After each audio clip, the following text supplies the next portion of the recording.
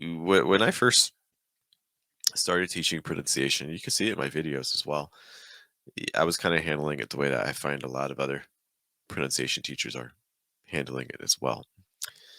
And that is with a lot of focus on where your tongue is, how round your lips are, how straight your lips are, and things like that.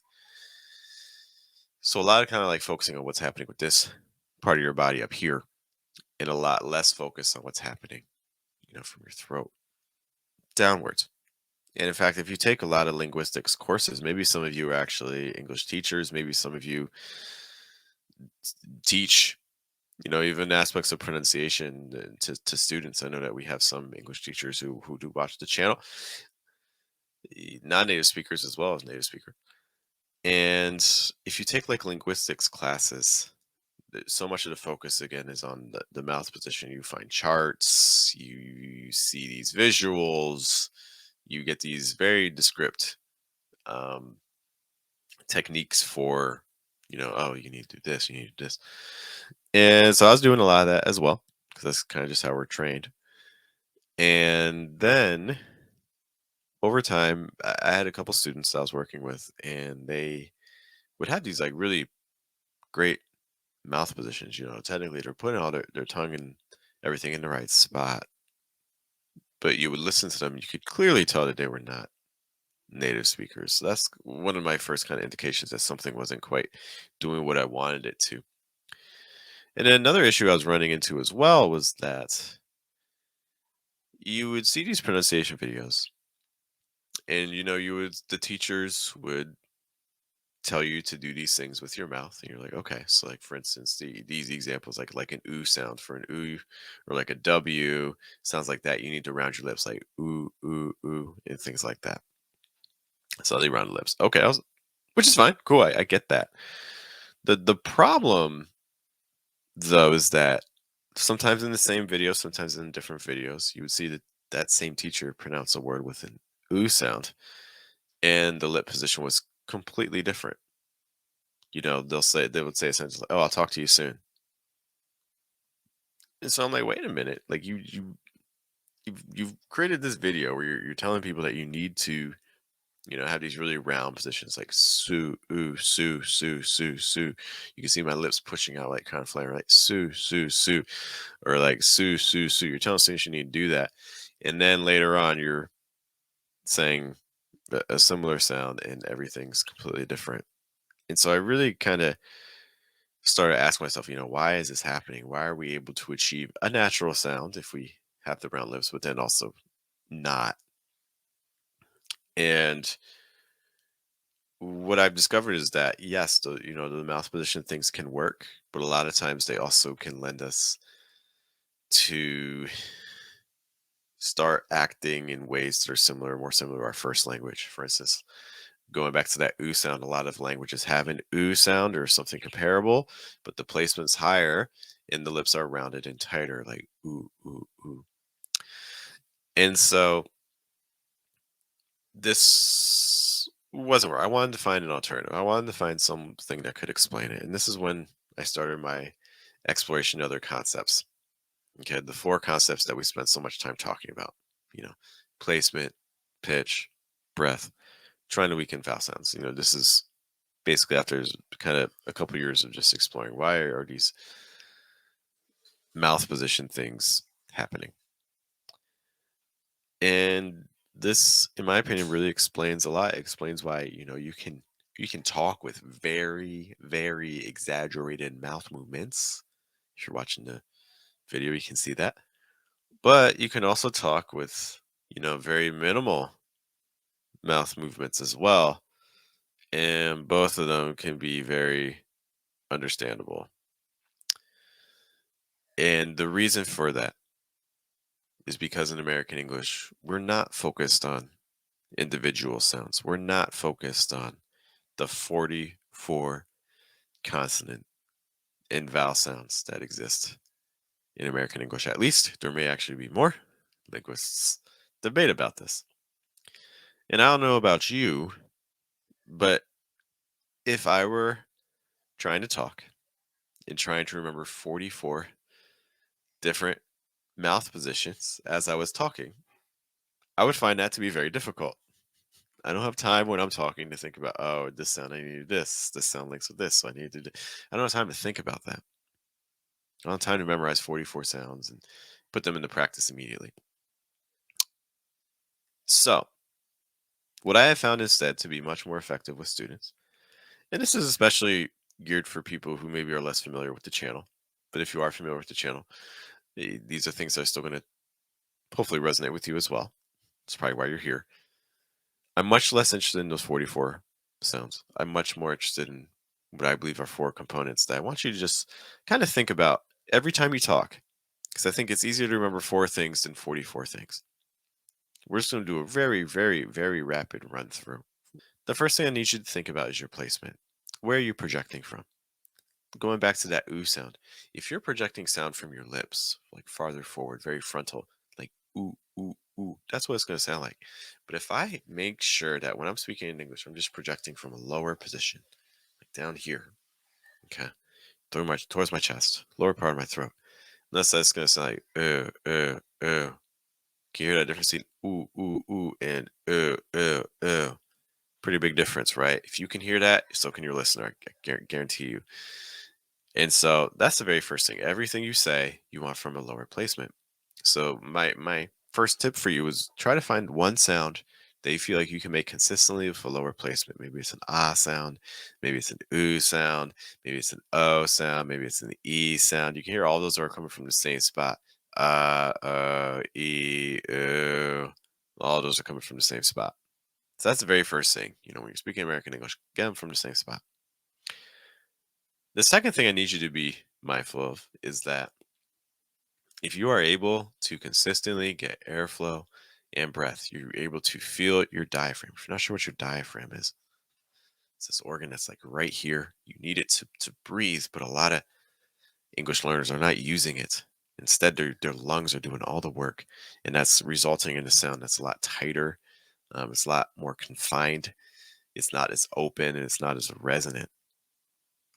Like, for instance, if you listen to me, if I say, for instance, just like I'm going to say the word like duh, and just a bunch of times like da da da da da da da da. Do you hear that kind of like that warm, low, kind of bassy sound? That's what American English in general is really looking for.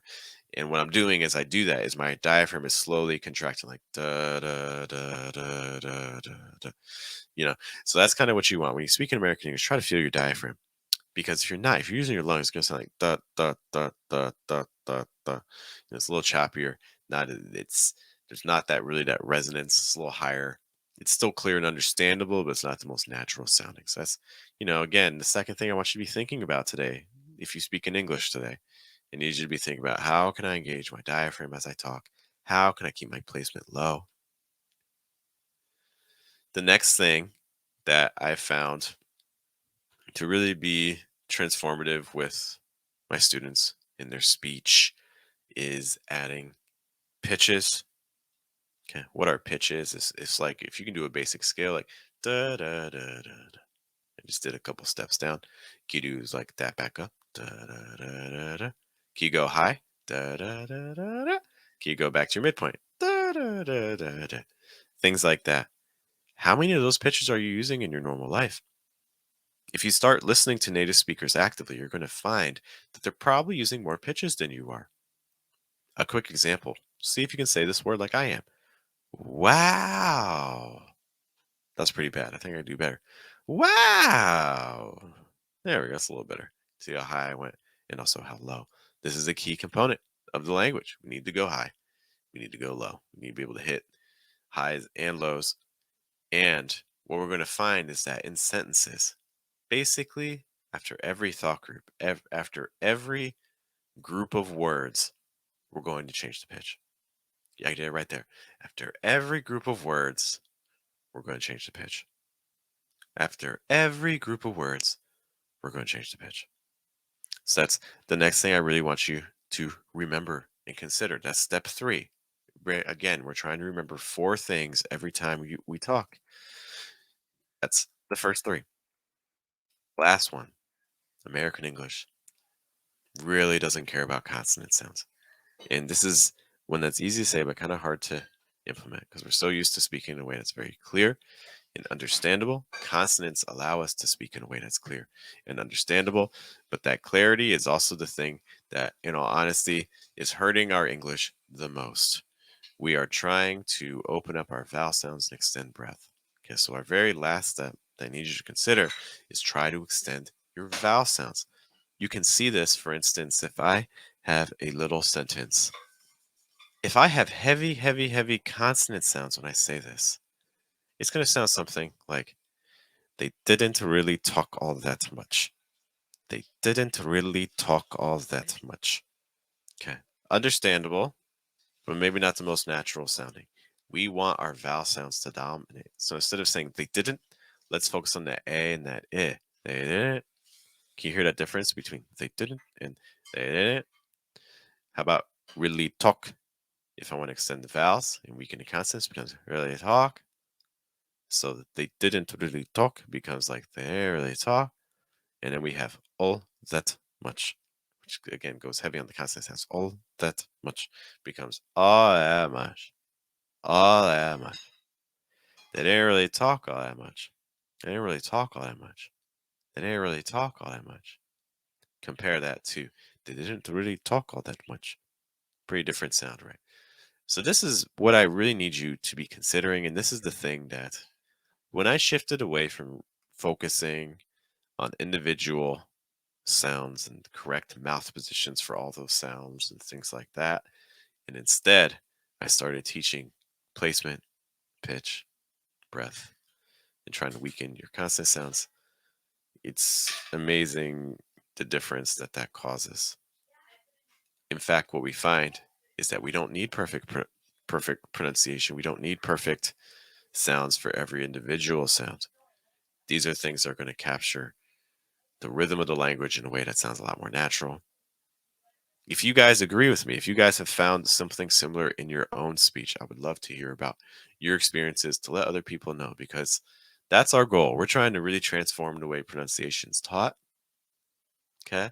I think the current system works if you're able to keep in mind, placement and breath and these concepts.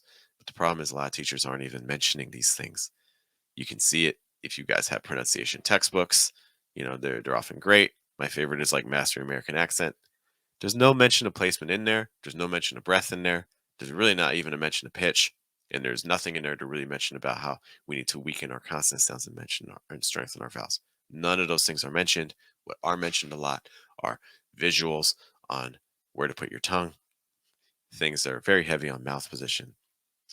There are other ways that we can achieve a more natural sound, oftentimes faster. I was working with a student last night, and actually, I mean, this happens very regularly. I work with a lot of students, and what we do is, we're practicing a sound, and I talk about things like placement and breath, and so we're targeting them. But sometimes students have difficulty with it. Sometimes I'll do like uh uh uh uh you can hear that range of pitches hopefully, but sometimes students get a little stuck, right? Do you hear how I didn't go as down that time? And the reason isn't because we can't do that physically, because sometimes we'll do another exercise where we'll drag the sound, do like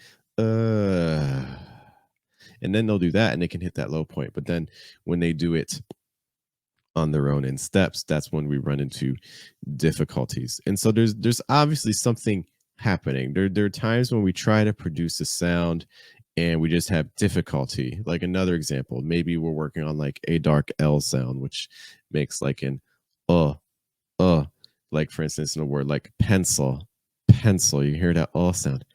However, a lot of students have not been taught about the dark L, or they assume that an L makes an uh, uh type sound.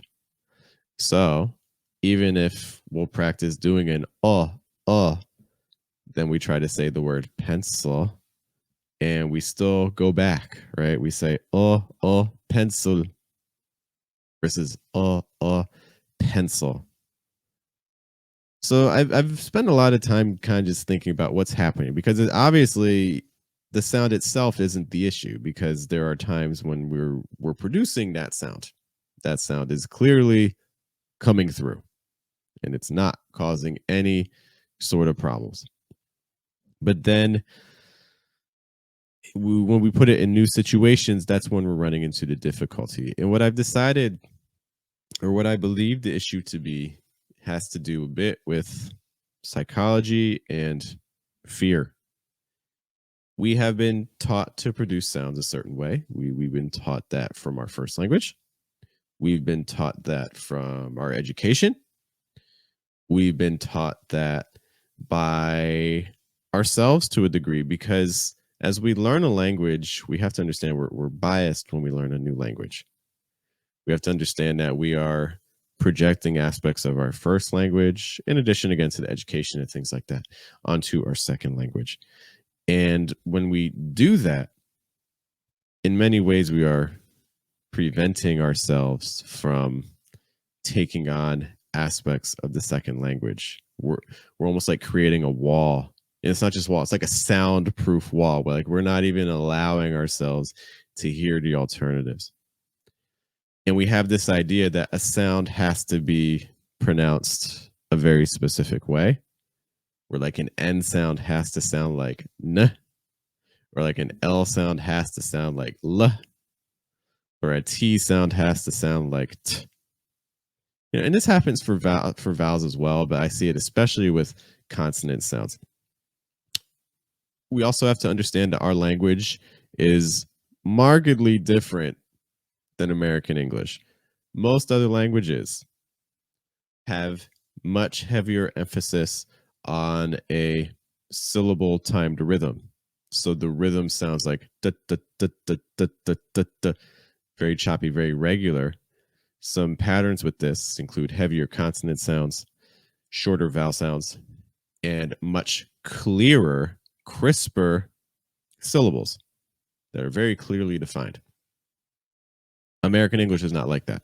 American English does not have a pattern like da, da, da, da, da, da. The pattern in American English is da, da, da, da, da. And while students can do that exercise with me and practice it, I think that what I see a lot is psychologically, this is going against so much of what we're used to.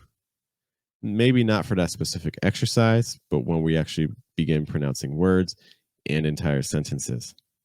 Because American English is going to require you to use softer syllables.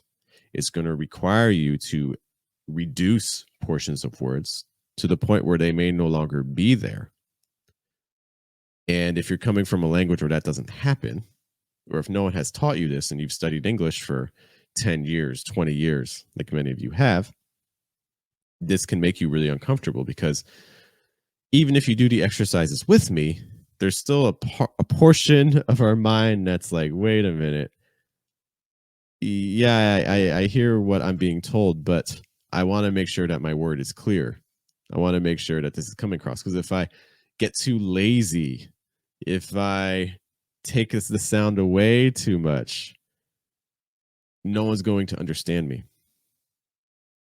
And I think we have to eventually come to terms with the fact that if our goal is a natural sound in American English, not clarity, it's okay to have clarity as your goal. If you want very clear English, do that. Cool. I'm not the channel for you. There are most other pronunciation channels out there focus on clarity and sounding clear. I'm not interested in clarity.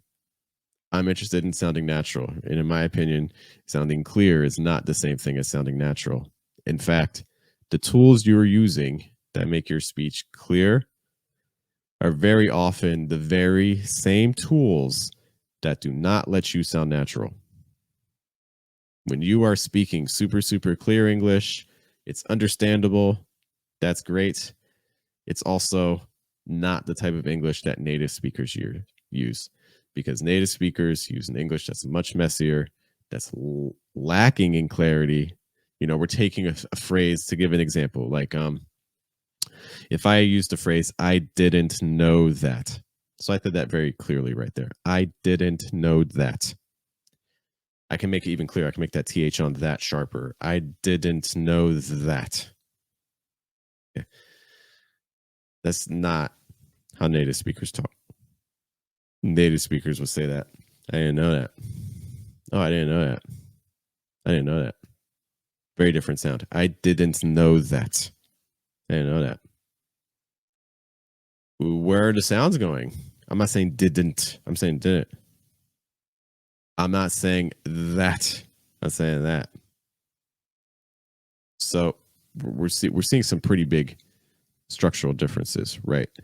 And I think what I see with a lot of students who struggle with concepts like placement and breath, the issue isn't that they physically struggle with the things, is that there's this fear that comes up because it's like, oh my gosh, if I do this, it's going to feel so weird to me. How is anyone going to understand me? Like if I say that instead of that, how can anyone understand that? But the reality is they will. And in fact, they expect it. In American English, your listener is listening, especially for your vowel sounds. Your consonant sounds very often can become super reduced, weak, and at times even removed, and your listener won't even know. As long as you use the right vowel sound in the right context, your listener's mind is going to understand it. We need to trust our listener. We've been taught that we're second language learner, and so we need to be very clear because people won't understand us. We've basically been taught that people won't understand us because we have an accent. When in reality, what we need to be taught is that your listener's brain is a powerful thing. And as long as you can get a sound that's close enough to what they expect, they will understand you. It doesn't need to be perfect. The perfect is what's causing the accent. So just something that you want to focus on. We really want to try to focus on the actual sounds people are using. And you need to trust yourself that even if it feels very strange to you, that might actually be a sign that what you're doing is actually more natural than your normal talk. We have to trust our listener is going to understand us if we're meeting their general expectations. If we go for clarity, we're just never going to be able to achieve the natural sound that most likely you want if you're following my channel. So what I would encourage you to do is, for instance, when you're watching a show, try not to use subtitles. Or if you're listening to an audiobook, try not to look at the text. Try to treat your learning much more like how a child approaches learning when they're learning to talk. They don't know how to read. They don't know how to read. The only thing that they have is the sound. The sound is the thing. So what they do is, they're just listening to other people and they're really trying to copy those sounds. It's like when you're shadowing, try not to use the transcript. Try to just pay attention to the sounds that they're using. And even if they don't make sense to you, try to copy those sounds. Like if they say something like, I don't know. Well, don't say, I didn't know or I did not know, because that's not the same thing, right? They said, I don't know. Then you need to say, I don't know, trying to get the same exact sound. We're really trying to copy the sound. The sound is the thing. And I know it can be scary because I'm taking away a lot of the tools that you want to use for clarity. But again, those are the things that are at the same time holding you back. But what is placement? What are the things that you need to consider when you're doing it? How can you use it to sound more natural? And placement is one of those things that, to me, if you ever feel like you have like actually pretty good mouth position, you feel like you're doing things right with your lips and your tongue, but you're like, man, I still feel like I have an accent, but I don't know why. One of the reasons could definitely be that you're just projecting from a different spot. And before we even like get into explaining what it is, I kind of just want to show you. And let's take a look at, for instance, your first language. I need your first language for this. I need you to pronounce an E sound in your first language. I need you to hold it for like maybe 2-3 seconds. Okay, most likely it's going to sound something like like something like that, like something like that, And what you may notice if you hold that for a couple seconds, like you may feel like you actually start to get like some vibration, maybe like in your cheek area, maybe your teeth or your jaw, your skull, your head kind of shakes a little bit. So that's a sign that you are using a high placement. You're projecting sound from up here. And some people are like, no, I definitely feel it here. This is not the same thing as your vocal cords. Your vocal cords are here. They're not going to be moving up into your head. Um, and so that's not the vibration we're talking about. We're really talking about where you actually projecting the sound from. And if that's still not clear, what you can try doing is try taking that E sound and going down 5 times. I'll give you an example. It's like E, E, E, E, E. Can you hear that difference there? So again, E, E, E, E, E. So again, you can hear that first one, E, is pretty different in sound quality than that last one, right? E, E, E. And this is the same vowel sound, but it's projected from a different spot. And this might be different in what you expect. So you might be like, oh, but Jeff, this feels like a completely different sound. The reason it sounds so different is because it's coming from a different spot. And so every single language has its own place where it's projecting sound from. And so when you're studying a new language, not just English, but any language, when you're studying any language, the very first thing I would tell you to do before you study vocab, before you study grammar, before you try to talk, try to figure out where is the sound just being projected from. Because if you can unlock that from the beginning, it can make your pronunciation journey much easier and faster. If you can get used to, for instance, in American English, using a lower placement, American English is consistently in this spot. There are times where it goes higher, but overall, we're always going to be projecting from these lower positions. So I think it's going to be immensely helpful for you. Try to find out where is the language you're learning projecting from. The other thing that I do want to say is that as we do these exercises, keep in mind placement is one very important step, but it is not the only important step. So if you do not have the right amount of breath and airflow, then what's going to happen is even if your placement's good, you might end up talking like this, where like you're low placement, but just not a lot of air is coming through. So it's important to continue using your diaphragm and getting enough air through and things like that. Placement by itself isn't going to solve all of the problems. So I want to just do a couple quick exercises with you to show you how you can practice your placement. Let's do that E sound again. So we're going to start off with that higher placement E. Maybe it's more similar to your first language. And then we're going to send it down 5 times. E, E, E, E, E. Okay? If that's difficult for you, you can also try dragging the sounds like E.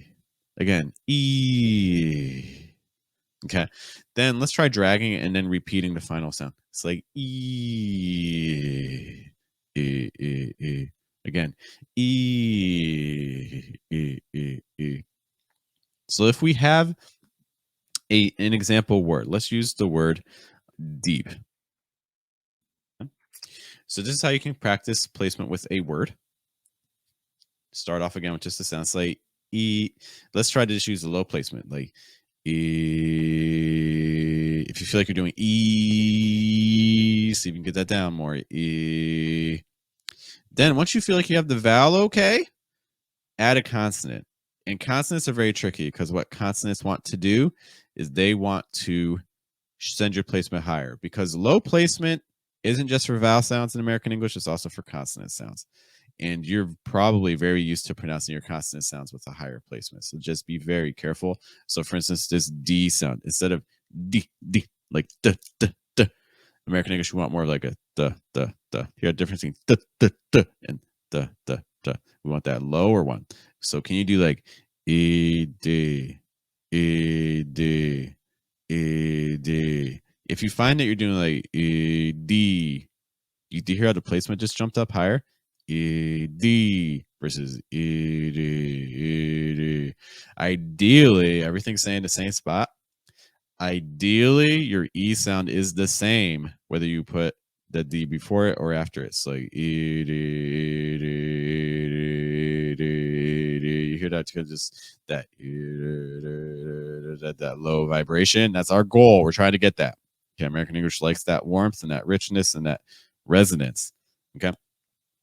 If that feels okay, then what you can do is add the P sound. So E D D B D D B D D B D D. What some students find is they can do E. What some students find is they can do E D. But then what some students also find is that they do E D deep versus E D deep. You hear that difference there. So trying to make sure the placement is staying down the entire time. E D deep, E D deep, E D deep. So we've seen placement work with individual sounds. We've seen placement work with words. Placement is also going to impact entire sentences. So let's add a little bit to this. So our goal is to say this whole sentence with a low placement. He's in a deep sleep. He's in a deep sleep. Okay. Let's do the very first placement exercise that we did where we sent things down 5 times. So we're going to start high. He's in a deep sleep. He's in a deep sleep. He's in a deep sleep. He's in a deep sleep. He's in a deep sleep. You can hear how each of those was different. Okay. In general, what I see with a lot of students, if they do that sort of exercise, moving it down 5 times, the sweet spot tends to be right around number 3. Number 3 or number 4. It depends on the student. Usually number 3 or number 4 is pretty good though. Numbers 1 and 2 are too high. Number 5 is too low. It gets a little strange. 3 or 4 tends to be the spot that works best. Okay. So again, he's in a deep sleep. He's in a deep sleep. He's in a deep sleep. That's another way you can also practice this too.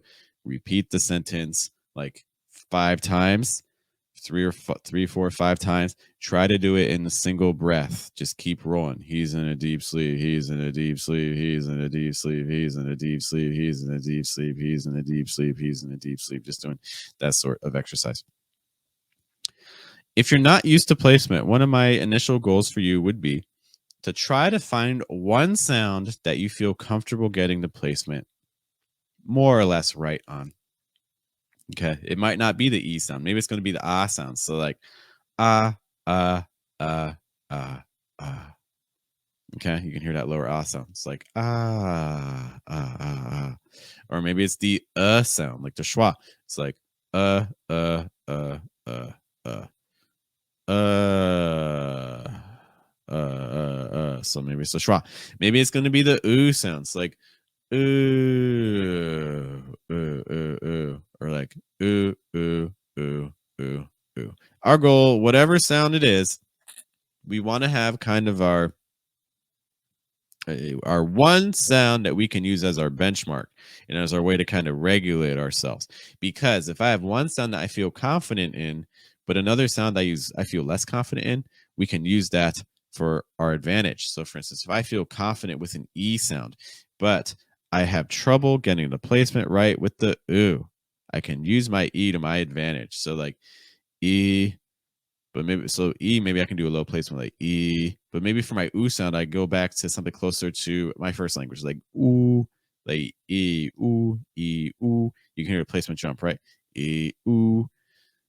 But I need the placement to be the same. So let's try holding it longer. It's like E, ooh. Oh, I can hear it sliding up. Did you hear that? E, ooh. Now I'm up here. Okay, so let me try again. Let me try to keep that placement lower, like the E. It's like oh, it feels weird. Let me try again. Okay, now I'm projecting from the same spot. So now I'm no longer saying ew. I'm saying ew. So you can do this with any sound that you feel comfortable with. Start off with it and then try to alternate. You can go slow to try to catch the moment. When does your placement rise? You also want to watch out for this as well. Very similar idea. When you have a word with a consonant that wants to shift your placement higher. We see this a lot with the letter N, the letter L, the letter B and P. These are consonants that, if you're not careful, will send your placement higher. So, for instance, if I have the word seen, let's just try to say that real slow. Seen. Oh, wow. Did you hear that placement go up on the N? Like seen, seen, seen. But I want to try to keep that placement down. So I'm going to go a little slower. Seen, seen. So it's not seen, It's seen. Hear that difference there? Trying to keep that placement lower. What some people do too is they may add vowel sounds like seen becomes like seeing, seeing, seeing, seeing.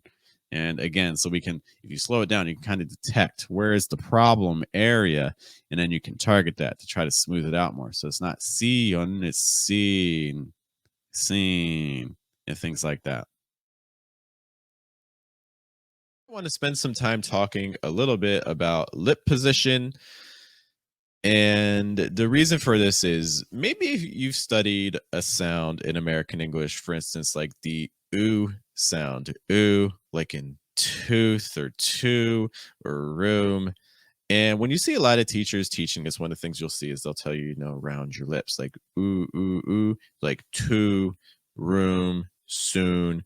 And you may be listening to me and you may be like, but Jeff, that sounds pretty good. That sounds very natural. I like what you did there. To that, I would say thank you if that's true. And if you didn't like it, I'm sorry. You can boo me. That's fine. Those round positions work, but there is a problem when a lot of times the teachers are telling you to do this, because some of these sounds also exist in your first language. For instance, the oo sound is a pretty common sound. Almost every single language in the world has an oo sound. And just do it to yourself right now. Just say ooh right now, just like ooh or like ooh. Most likely in your first language, what happens when you make that ooh sound is your lips start to go pretty round, right? Like ooh. You may even feel things, for instance, like your placement and your tension in your mouth changes. Ooh, ooh, ooh, ooh, or like ooh, ooh, ooh, right? Ooh, ooh, ooh. So what we find is that when we do these round positions with our lips, what can happen is that we kind of start shifting back into our first language mode.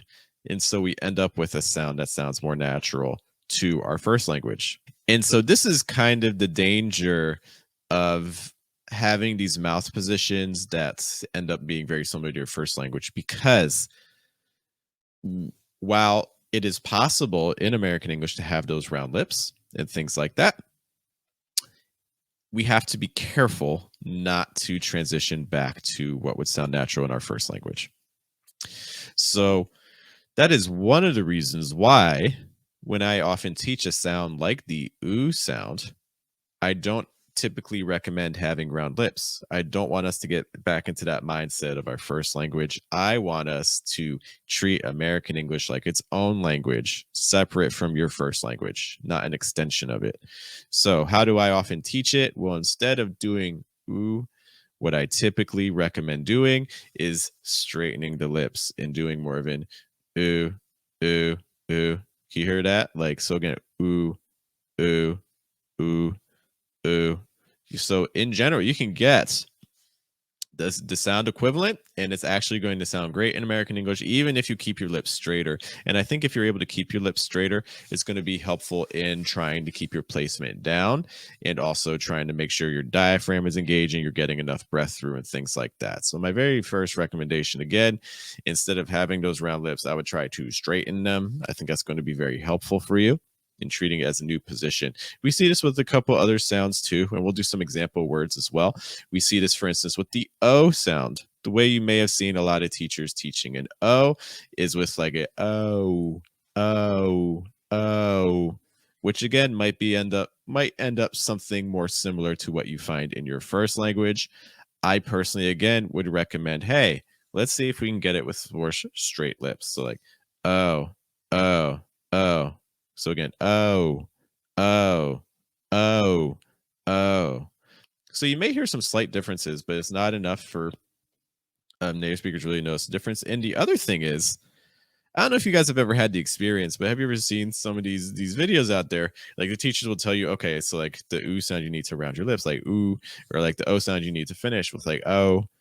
But then like you see later on in other videos, like the teacher will say words like no or soon. And if you watch their lips, they're not doing that.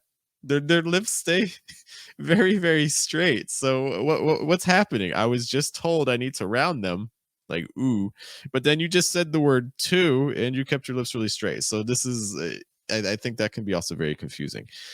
the reason this all works, the reason why I can have straight lips and a low placement and things like that and still maintain a pretty natural sound.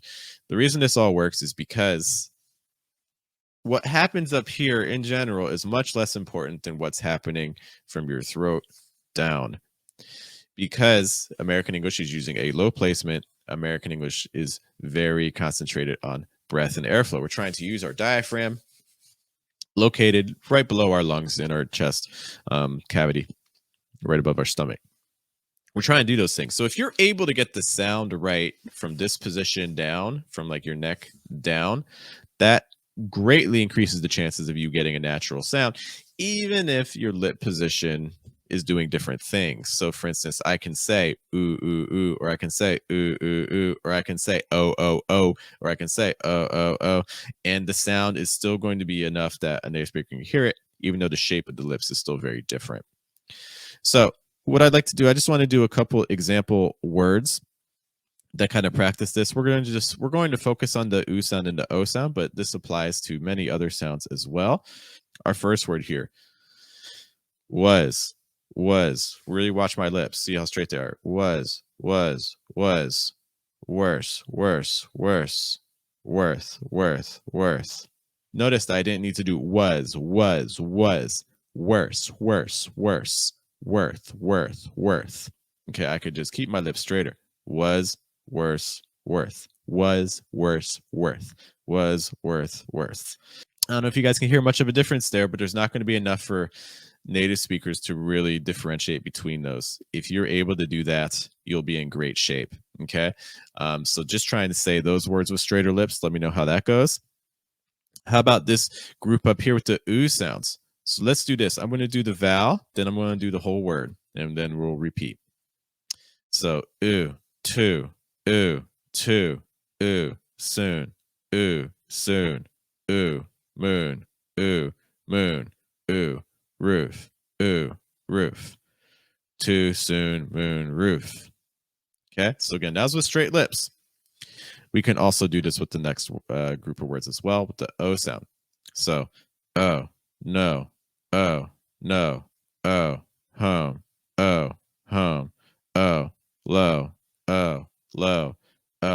coat, coat. No home, low coat, no home, low coat, no home, low coat. So try those out. Just try to say some of these vowel sounds, these W sounds and things with straighter lips. If you find that challenging, that's okay. What that probably means is we're having also trouble with placement and breath. Because again, if you're able to get the right placement and the right breath, you'll still be able to get a natural sound with those, even if your lip position's not doing the quote unquote kind of like textbook expectation.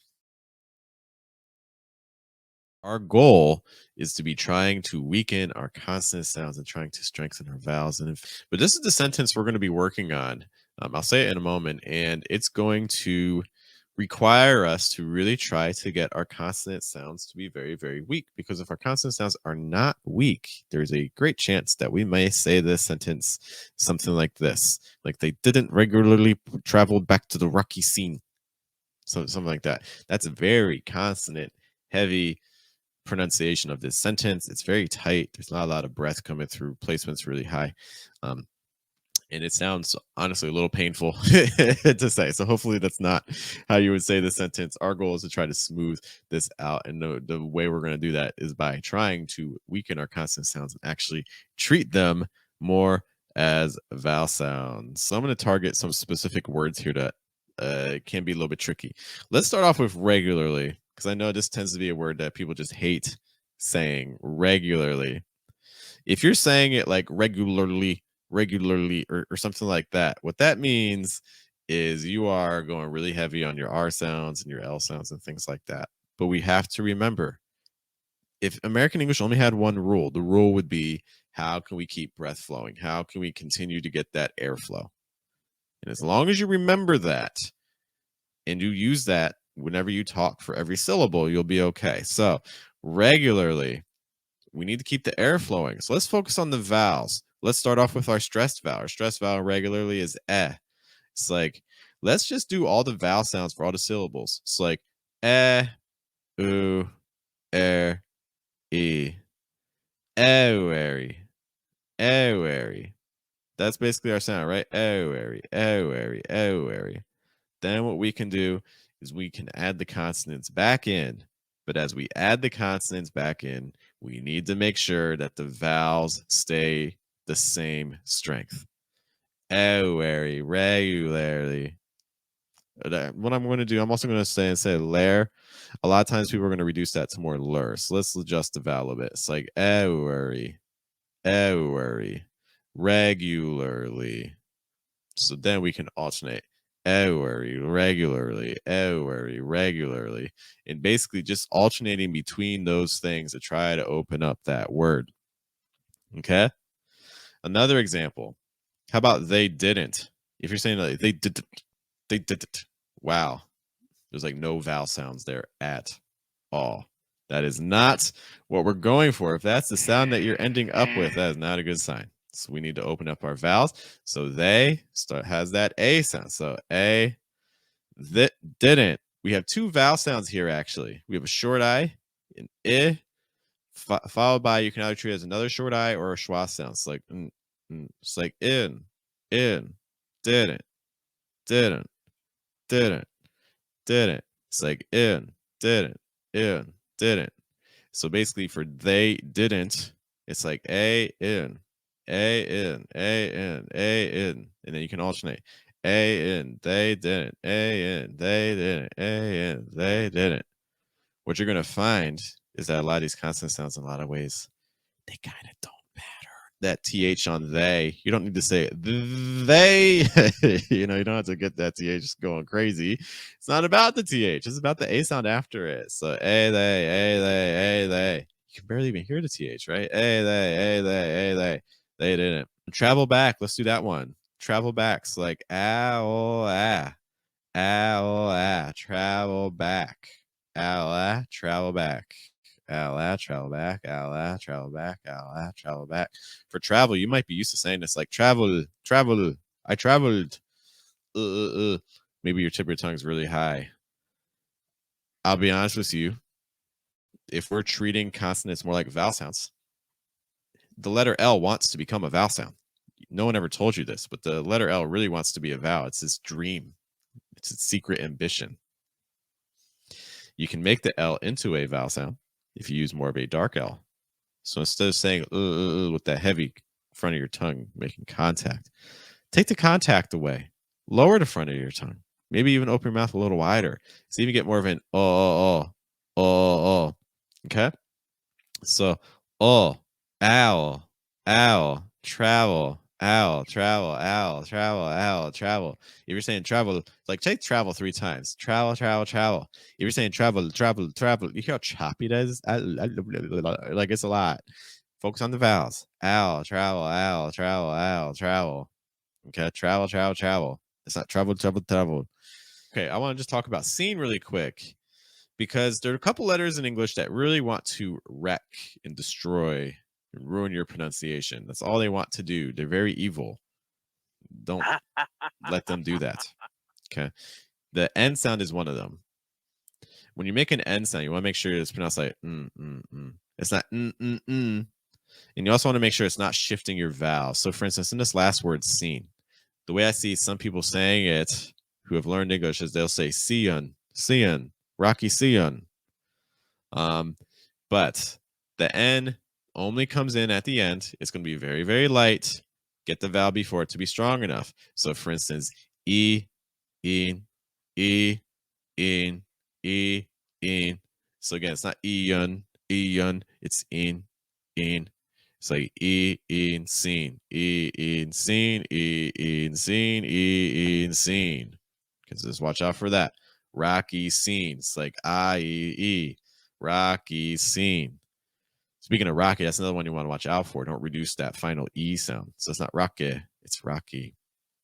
All right, so we're going to break this into short sections. We're going to say this sentence. It's going to be great. So let's do like short sections. Let's work backwards. So rocky scenes, like I-E-E, rocky scene.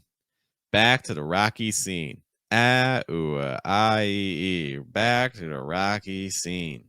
Okay. travel back. So travel back. Travel back. They didn't regularly. Every. They didn't regularly. They didn't regularly. They didn't regularly. So then, this is the fun part. Try to say the sentence just the vowel sounds. So everywhere. They didn't regularly travel back to the Rocky scene. You're gonna be like, Jeff, that doesn't even make sense. Didn't even make sense. It just turned into mush. Everywhere. But you're missing the point. The point is trying to keep the breath flowing and trying to make sure that the vowels are standing out. I don't even care if you make mistakes with the vowel sounds. Just do the breath and get the flow and then add everything back in. They didn't regularly travel back to the Rocky scene. Because if you're saying this with the heavy consonants, you're going to get, they didn't regularly travel back to the Rocky scene. They didn't regularly travel back to the Rocky scene. What's the difference? Vowel sounds. Second one is just all vowels. Heavy vowel sounds, very, very open. First one, heavy consonant sounds, very choppy, not smooth. Our topic is going to be talking about ways to end your words to sound more natural in American English. This is the location in words where a lot of students struggle. They struggle often because things like their placement rises, or they may be tensing their throat. Or what I find to be the biggest issue is they have trouble with pitch.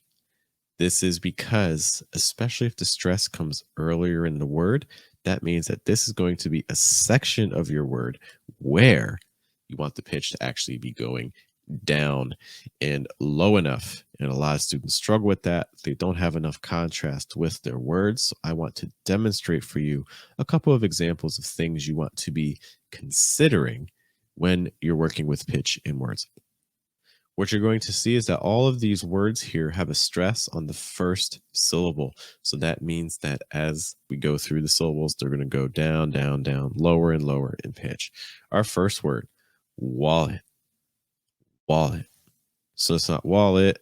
That's too high. Wallet, wallet, wallet. I need that it sound to just go a little bit lower in pitch. It's also going to be very weak. It's also going to be very fast. Wallet. Try saying that 3 times. Wallet, wallet, wallet. Notice too that that final syllable is a short I sound, like it.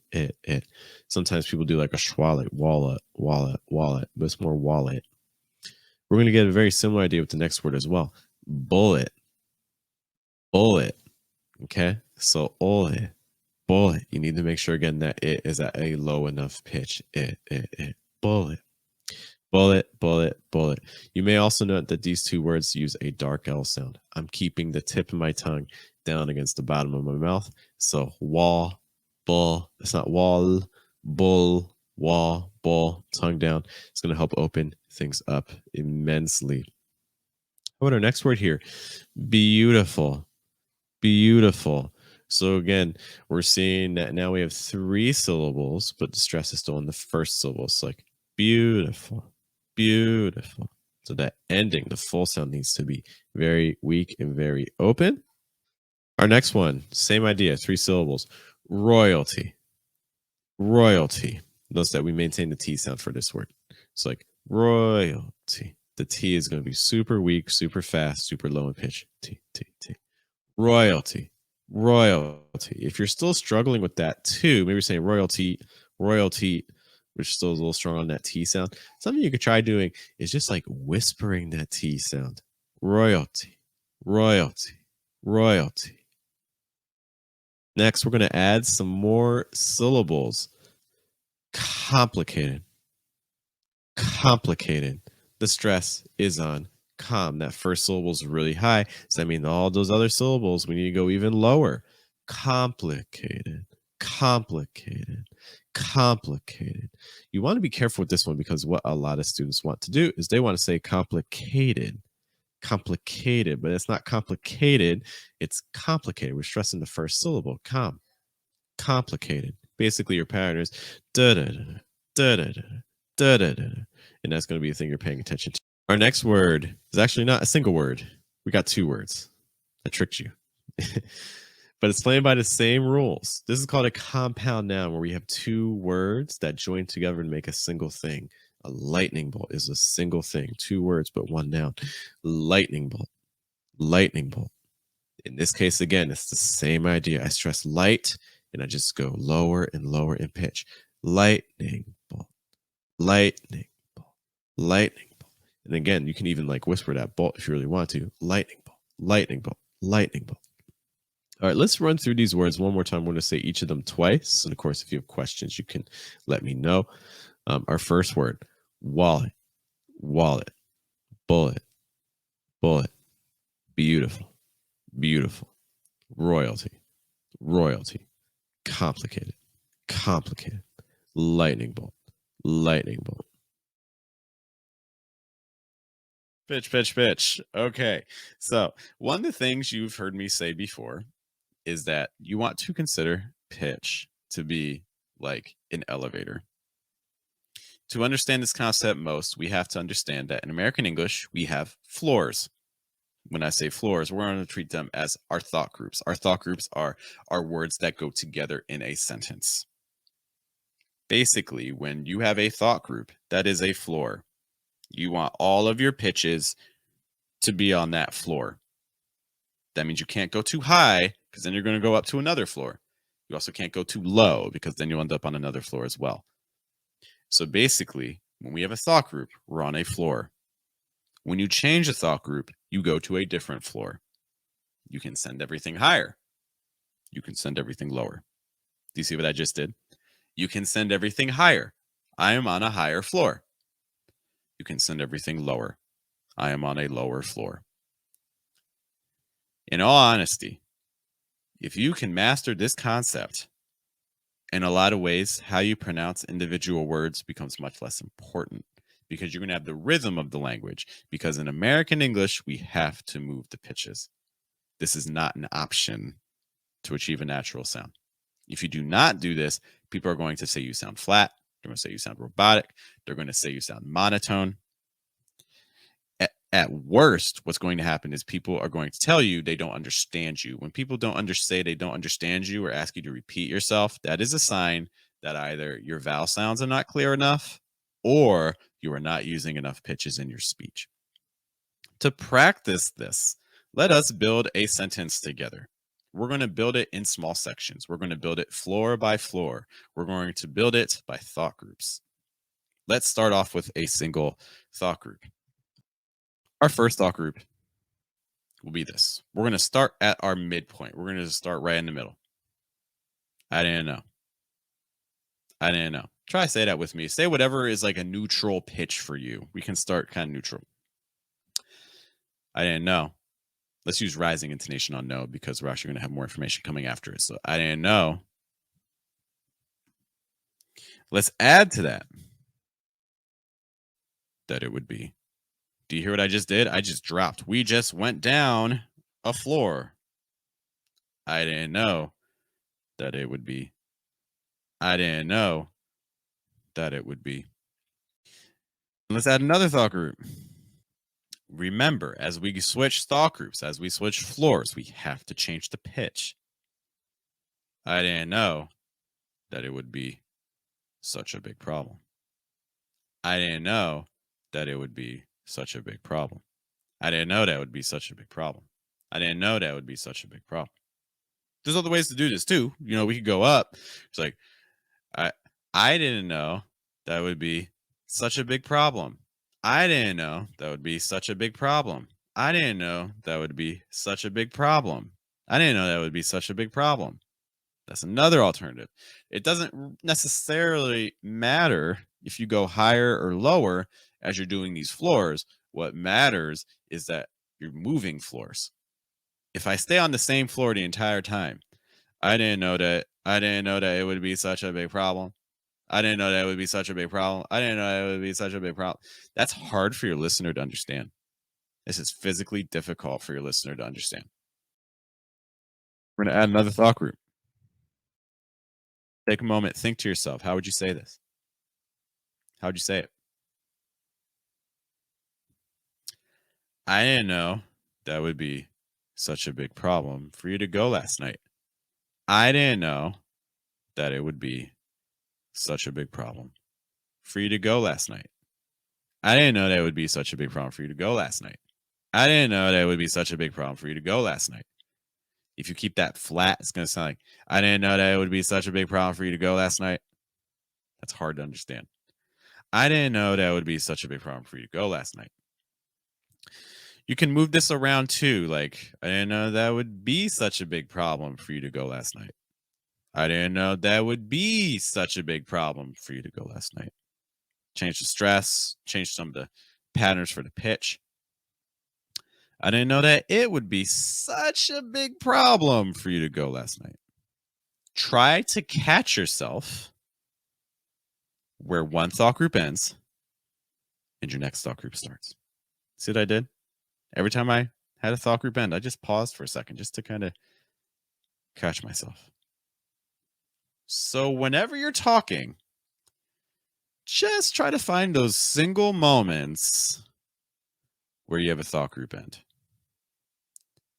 And then when you start talking again, change your pitch. What are the most common pitch patterns that native speakers use? But one of the ones that we're going to be focusing on today is basically a constant downward movement when we go from thought group to thought group. We're going to start off our exploration of this downward trend by taking a look at this sentence here. This sentence has two thought groups potentially. They're going to be separated by that comma, most likely. And so that would make it something like, every time I saw it, I laughed. Something like that. So what we're going to do is we want to treat this like we always do with thought groups. When you move from one thought group to the next in American English, a very common strategy is to change the pitch that you're using. So if that first thought group is high, every time I saw it, my next thought group, maybe what I'm going to do is I'm going to take it down. I laughed. Every time I saw it, I laughed. Every time I saw it, I laughed. Do you hear how the pitch changes? If I went up in pitch on the second part, it would sound like this. Every time I saw it, I laughed. Every time I saw it, I laughed. Every time I saw it, I laughed. Can you hear the difference there? Those are the different rhythms.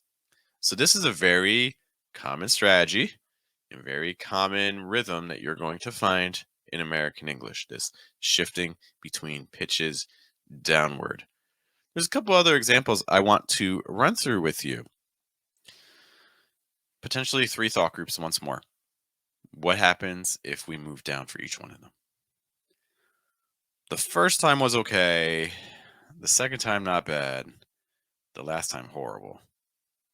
The first time was okay. The second time, not bad. The last time, horrible. Can you hear again? Every single one of those thought groups, again, in this case, we're separating them by commas, moves down. We're lowering the pitch each time. The first time was okay. The second time, not bad. The last time, horrible. You can even make the argument there's 4 thought groups if you really want there to be. You could put horrible on its own if you really want to drop that to make it stand out. So like the first time was okay. The second time, not bad. The last time, horrible. Something like that. Just another option for you. We're going to keep building. So that was a sentence that had 3, potentially 4 thought groups. Let's look at one that does have 4. If you don't want to go and you'd rather stay home, then maybe it'd be better if you didn't come.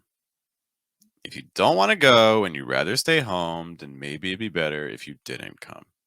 Can you hear that movement? We're just sliding down, down, down, down, down, down, down. Do it with me. If you don't want to go and you'd rather stay home, then maybe it'd be better if you didn't come. If you find that to be difficult, you're having trouble reaching the lower ranges that I am, okay, let's shift everything a little bit higher. If you don't want to go and you'd rather stay home, then maybe it'd be better if you didn't come. Hear what I did? I just kind of shifted everything a little bit higher. We just moved our starting point. Same idea. Our last sentence, we're adding another thought group. The good, the bad, the funny, the tragic, the incredible, the ugly. The good, the bad, the funny, the tragic, the incredible, the ugly. Do you hear what's happening there? If you're finding that difficult, you can't go as low as me. Okay, take everything higher again. The good, the bad, the funny, the tragic, the incredible, the ugly. You know, maybe you want to go ultra low. The good, the bad, the funny, the tragic, the incredible, the ugly. Something like that. The thing I really need you to remember is that in American English, I often tell students there's one big rule. The biggest rule in American English, if you had to summarize it in a single word, that rule would be breath. Breath is what allows us to move from sound to sound, syllable to syllable, from word to word in a sentence the most smoothly. And so our goal in American English is to really try to keep that air flowing. It's why we see concepts, for instance, like a dark L sound in a word, for instance, like little. If I say little with like a light L sound, I'm blocking breath at the end. You can hear that. Like if I say little 3 times, little, little, little, you hear that. It's really blocking a lot of air, right? But if I use a dark L sound, it opens up. Little, little, little. Now I'm like, little, little, little. The air is able to move a little bit more easily.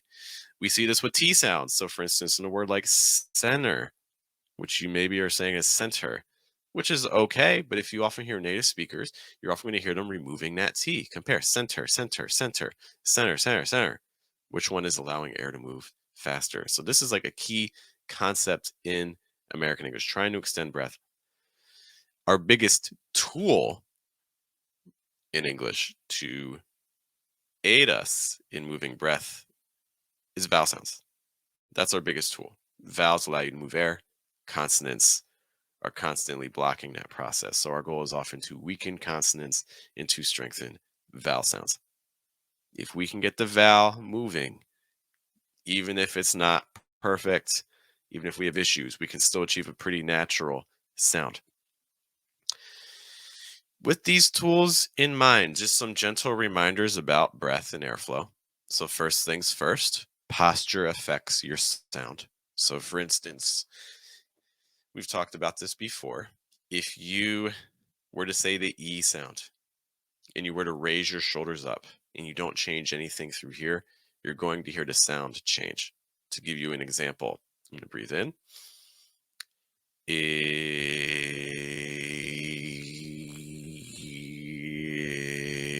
Could you hear my voice changed as I got really tight as I raised my shoulders up as close to my ears as possible? That's just to demonstrate the impact that your body has on your speech. Not even your tongue or your mouth. I didn't change anything there. The only thing I did was I lifted my shoulders, and you could hear how the sound was different as I did that. Okay. So, first things first, American English rewards good posture. Shoulders down, chest out a little bit. Okay. Because that's going to help you get a more natural position. It's going to help you engage your diaphragm more. That's the second thing. We need to engage our diaphragm. Down here, when you're talking, you want to feel a little bit of tension there. So, for instance, if I take a big breath in and then release it, and just kind of hold that there, I can feel my diaphragm slightly tensing. Basically, when you speak in American English, you want to feel a little bit of tension down there in your diaphragm. Just a little bit of tension. You want it to be like an ab workout, but you want to feel the muscles engaged slightly. So, if you know that you're about to talk, some things that you can do to kind of prepare yourself. First things first, just breathing a little bit to engage your diaphragm. Because that's, if you're mid conversation, you won't be able to do everything I tell you, but that's something you can start doing. Mid conversation, there's a pause. Just kind of breathe a couple seconds and feel your diaphragm. Just like, okay, so that's what it feels like if my diaphragm's engaging. I'm going to try to use that when I speak. The next thing is that you want to identify what's causing the problem. So, if you know that you're about to talk and there's a vowel sound that you have trouble with, just kind of start off trying to produce that vowel sound, engaging your diaphragm. So, like maybe, for instance, let's use the E sound, for example. Maybe you're saying like E, E, E. Maybe you're feeling a little tension in your jaw, around here. E, E, E. What you can try to do is just drag it down. It's like E, E. I'm just sending it down. E, sending that down. Now let's say that there's a word with that E sound that you're having trouble saying. Let's say you're having a hard time saying the word sleep. Sleep is hard. Instead of saying sleep, you're saying sleep, sleep. What we do is first things first, we start off with our vowel sound. We need to make sure our vowel sound is doing the right thing. So make sure that you're saying an E sound naturally. E, E. If that sounds okay, what we then do is we start adding some consonants. I'm going to start by adding the P sound. So see if you can get the same vowel sound when you say E and when you say eep, where I add the P. E, eep, E, eep, E, eep. If you notice that you're doing like E, eep, E, eep, you can hear that second time's a little bit different. That's because my placement just went higher. E, eep. So I need to be like, oh, I need to try to keep that placement down. E, eep, E, eep, E, eep. After that, what I can do is I can then add the SL sound. It's like E, eep, sleep, E, eep, sleep, E, eep, sleep. Just by doing that, I can try to gauge, does my vowel shift? Because if I'm saying E, eep, sleep, E, eep, sleep, well, now I know my problem. My problem is when I'm adding that SL sound, my placement's going higher. E, eep, sleep. No, that's not right. I need to keep it down, same spot. The vowel should sound the same for all the steps. E, eep, sleep, E, eep, sleep, E, eep, sleep. Oh, there, that's better. Now that's all the same. So that's a technique you can use for individual words. What happens if we have an entire sentence? Say the sentence to yourself. Say it twice. There's a couple words here that can cause some problems. We have sleep again. We have the word regular with two R sounds in addition to an L. We also have didn't, which has potentially some heavy consonant sounds that we want to soften. So there's lots of areas here that can cause problems. So if you know you have a sentence that you're struggling with, this is again especially helpful right before you talk. If you're not able to do this out loud, you can try doing this mentally in your head. Okay. What you want to do is just like what we did before. You want your vowel sounds. So let's just kind of do the vowel sounds for these words individually. So the first word, we're going to work backwards. Let's work on sleep. Your vowel sound is E, E, sleep, E, sleep. Regular. Well, now you're like, Jeff, this is a harder word. There's an R, there's those R's, there's that L, there's that G sound. What do I do? It's the same thing. Start off with your vowels. So regular. Regulars, in terms of stress patterns, it has a heavy stress followed by two weaker stresses. Okay, so I have an S sound, I have an U sound, and I have an sound, finishing on the R as a vowel. It's like hour, hour. Do the vowel sounds. Hour. If that's tricky, you need to find out what's causing the issue. So is it the S sound, that first syllable? Eh. Make sure again you're feeling your diaphragm. If that sounds okay, and you're able to get the diaphragm involved more, then you can add the second vowel, which is going to be a little lower in pitch. Oh, oh. And then you have your final sound. Hour, hour. Then, once you have the vowels, you can then add the consonant sounds. So, hour, regular, hour, regular, hour, regular, hour, regular. Our goal is that when we make the switch from just saying the vowel sounds to saying the full word, that there's no difference. They sound pretty much identical. Hour, regular, hour, regular, hour, regular.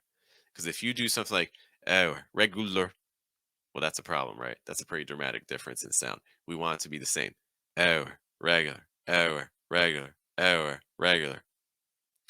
Similar things with like get. It's like get, get, get. If you're doing like get, that's a sign that your G's too heavy. Get. Yeah, same thing with didn't.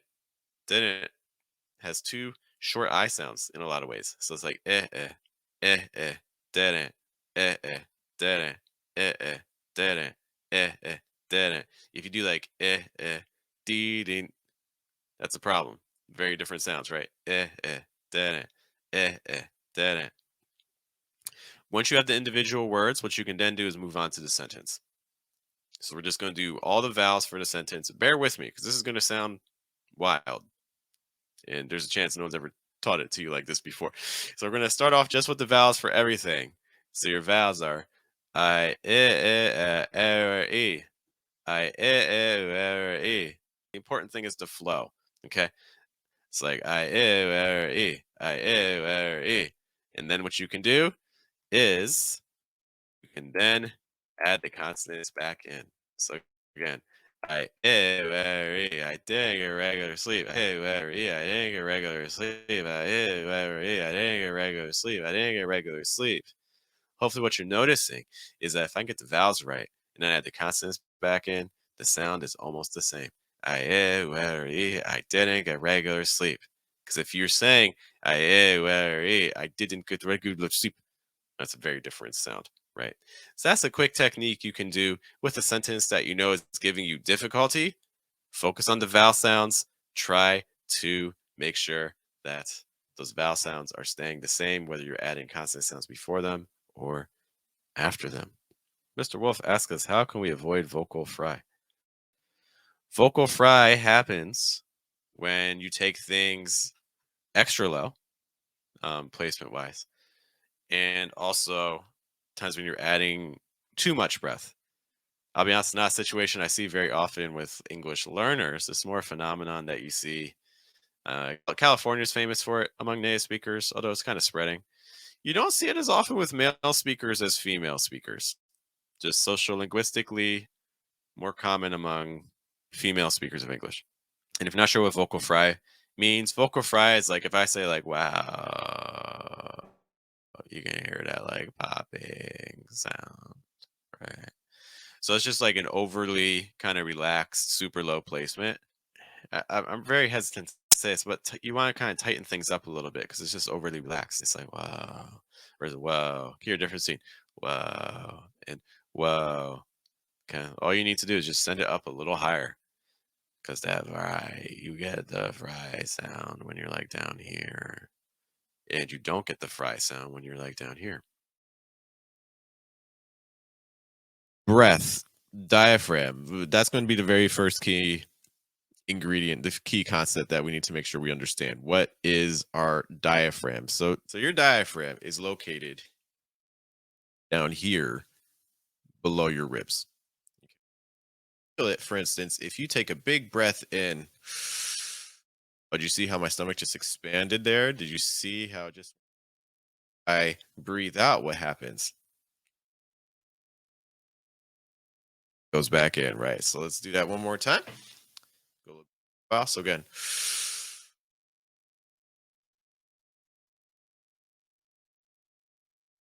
Hopefully you could see there that my hand was kind of moving it was moving in, it was moving out as it went with my chest. I mean, that's with my stomach. Okay, so that's a sign that you're using your diaphragm. If you're getting that sort of contraction with your diaphragm, that is an immediate sign that your diaphragm is getting put to work.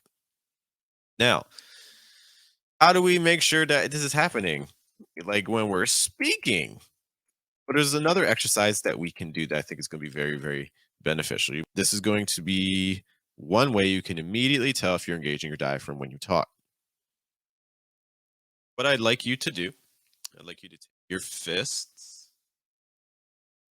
okay, put them on your ribs, and press a little firmly. Don't like hurt yourself, but press firmly. And then breathe in. And then breathe out. So hopefully one thing that you can tell when you do that is that when you do that, you feel your ribs going out and then going in. This is a way you can immediately kind of test yourself to see, are you using your diaphragm or not? And tell if you're using your diaphragm in your speech if you get that slow contraction inward as you talk.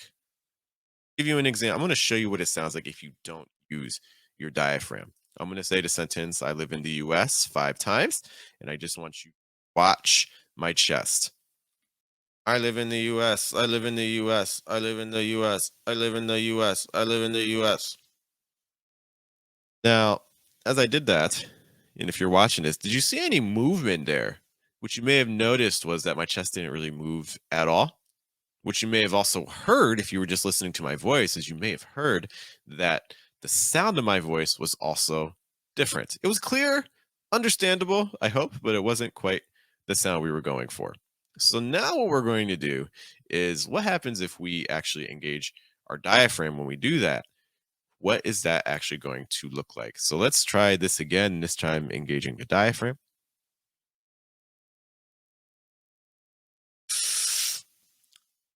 I live in the US. In the US. I live in the US. I live in the US. Okay, so hopefully that time, what you could see there was that there was a lot more movement that time, right? Okay, the sound was also different. It started getting a little bit more resonance and things like that. You could also probably hear at the end of those sentences, US, US. You can hear that air really kind of moving through. So this is kind of our goal when we're speaking in American English. We want to make sure that we're getting that airflow, that consistent breath moving outward. Okay, this is how we get that resonance. You can hear that kind of low sound. Whereas the last students are talking like this. The last students are like up here, and there is not really much resonance. Another thing you want to watch out for my friends speaking things like Romance languages and things like that. These are languages that tend to close off words right at the end of them. So, for instance, let's just say I have a word. Let's say I have the word go, G-O, go, and I just want to say go a couple times. If I want to say go 3 times, I want to make sure that I don't just say like go, go, go. There's a couple of issues with that. One, my vowel is just not getting enough space to breathe. It's just too much. Two, my vowel is also just too short. Okay, so there's 2 things happening. I'm not getting as much breath through, and the vowel sound itself is just very, very short. Go, go, go, which also causes that G sound to become a lot stronger. We want to do the opposite of that in so many regards. So what our goal is, we want to weaken that G sound, and we want to lengthen that O sound. So what that's going to sound like is go, go, go, go, go, go. Can you hear the difference between go, go, go, and go, go, go? So that second one is what we're going to more frequently find in American English pronunciation. Because again, it's extending the breath, it's linking everything together. This is the goal of speech. One last exercise that I would like to do with everyone is I want to give you a sentence. Let's try to do a sentence with a lot of heavy consonant sounds. So our goal is to try to say this using our diaphragm, keeping air moving. And I'll show you what this sounds like if I don't use my diaphragm, and I'll show you what this sounds like if I do use my diaphragm. So I want to say this sentence 3 times. The first time, the first group of 3, I'm going to say it without using my diaphragm. The second group of 3, you will hear me use my diaphragm. They didn't always know all of the real answers. They didn't always know all of the real answers. They didn't always know all of the real answers. That was my diaphragm. That was a high placement. Everything was really tight. Not a lot of air moving through. Let's now try using the diaphragm, extending our vowel sounds, keeping the air flowing. Watch my chest. Watch my hands on my chest. See if there's movement. They didn't always know all the real answers. They didn't always know all the real answers. They didn't always know all the real answers. They didn't always know all the real answers. Which one sounds smoother? The first one? They didn't always know all the real answers. Versus they didn't always know all the real answers. Hopefully you can tell the difference in sound between those. They sound pretty different to me. So the goal again is to really try to keep the air flowing. Let's just kind of build on that a little bit. So I'm going to say a word and gradually add words while trying to keep the air flowing, trying to feel that diaphragm slowly, gently pushing air out. So repeat after me. Answers. Real answers. Don't worry about the consonant sounds. Just try to get those vowels right. Real answers. All of the real answers. All of the real answers. Know all of the real answers. Know all the real answers. Always know all of the real answers. Always know all of the real answers. didn't always know all of the real answers. Didn't always know all of the real answers. They didn't always know all of the real answers. They didn't always know all of the real answers. How's that feel? Were you able to keep the breath flowing? Did it get a little choppy? Did your placement rise anywhere? The places you want to watch out for, I think, watch out for didn't. Make sure you're saying didn't. It's didn't, didn't, didn't. It's two vowel sounds. It in, didn't. They didn't always know all the real answers. Real answers. How fast do you need to talk when you speak in American English? It's a great question. I think it's one that's a little bit misunderstood because the reality is it's going to vary, and it's going to vary because of a concept called contrast. If you don't know what contrast is essential in American English. It basically allows your listener to hear different parts of your sentence. We focus on contrast a lot when we talk about pitch. For instance, you do not want to say a sentence like this because if you do, every single word sounds the same. Every syllable is using the same pitch. So we need contrast to make it easier to differentiate your words. So for instance, you do want to sound like this. So you can hear do want to sound like this. So pitch is one way that you can immediately add contrast to your speech, but there are others. And one of the ones that can be very fundamental to this is a concept called speed. Basically, we want to use our pace to indicate to our listener contrast as well. And I'm going to show you. So what this basically means is that when we say sentences, there will be parts of our sentence that we want to say faster, and there will also be parts of our sentence that we want to say slower. And this is going to help our listener immensely in understanding what we say. I've given us an example sentence. Take a moment just to kind of think about how you would say this sentence. Don't even necessarily worry about pitch. Don't even necessarily worry about speed. Let's add some context to this as well. So the words themselves are, I promise it won't happen, and again. And if we want to add some context, we can imagine that this person is adamant. They really want to convince the person they're talking to that they're serious and being genuine. So one way you could show that is by taking the word promise and dragging it out longer. Like, I promise, I promise, I promise. And then what do? Well, we could separate into another thought group and we could go lower in pitch. And then in terms of speed, we could go faster. It won't happen again. It won't happen again. So let's put that all together. I promise it won't happen again. I promise it won't happen again. So by holding the language, by holding that word promise, you're allowing it to stand out more. Your listener hears that. They may or may not believe you, but they're detecting that you're trying to be genuine. Contrast that with, I promise it won't happen again. I promise it won't happen again. I promise it won't happen again. You can probably hear the difference in terms of meaning. So if I'm trying to use speed to make this sentence sound even more natural and to show contrast, one word that commonly gets slowed down is the word that, especially when that is used as a pronoun, standing in for a larger concept. So I think there's two words here that I could see being slowed down. The first one would be that. So you don't want to pronounce this as if that doesn't work. If that doesn't work. It's very neutral sounding. Nothing's really standing out. Let's add some contrast with speed. If that doesn't work. If that doesn't work. If that doesn't work. If that doesn't work. If that doesn't work. Okay, so you can hear I'm dragging out that. Also going a little higher in the pitch. Just add some emphasis. And then we get our last part. Try with the hammer. Try with the hammer. Do you notice that the words then try with the are said in about the same amount of time as the word hammer? Then try with the hammer. Then try with the hammer. Then try with the hammer. Okay, so this is one of the things that English lets you do. A lot of other languages, you can't quite do that. You need to, it's a lot more balanced in terms of the syllable length. But in English, because we're stress timed, that means we can squeeze a lot of words into a very small section of time.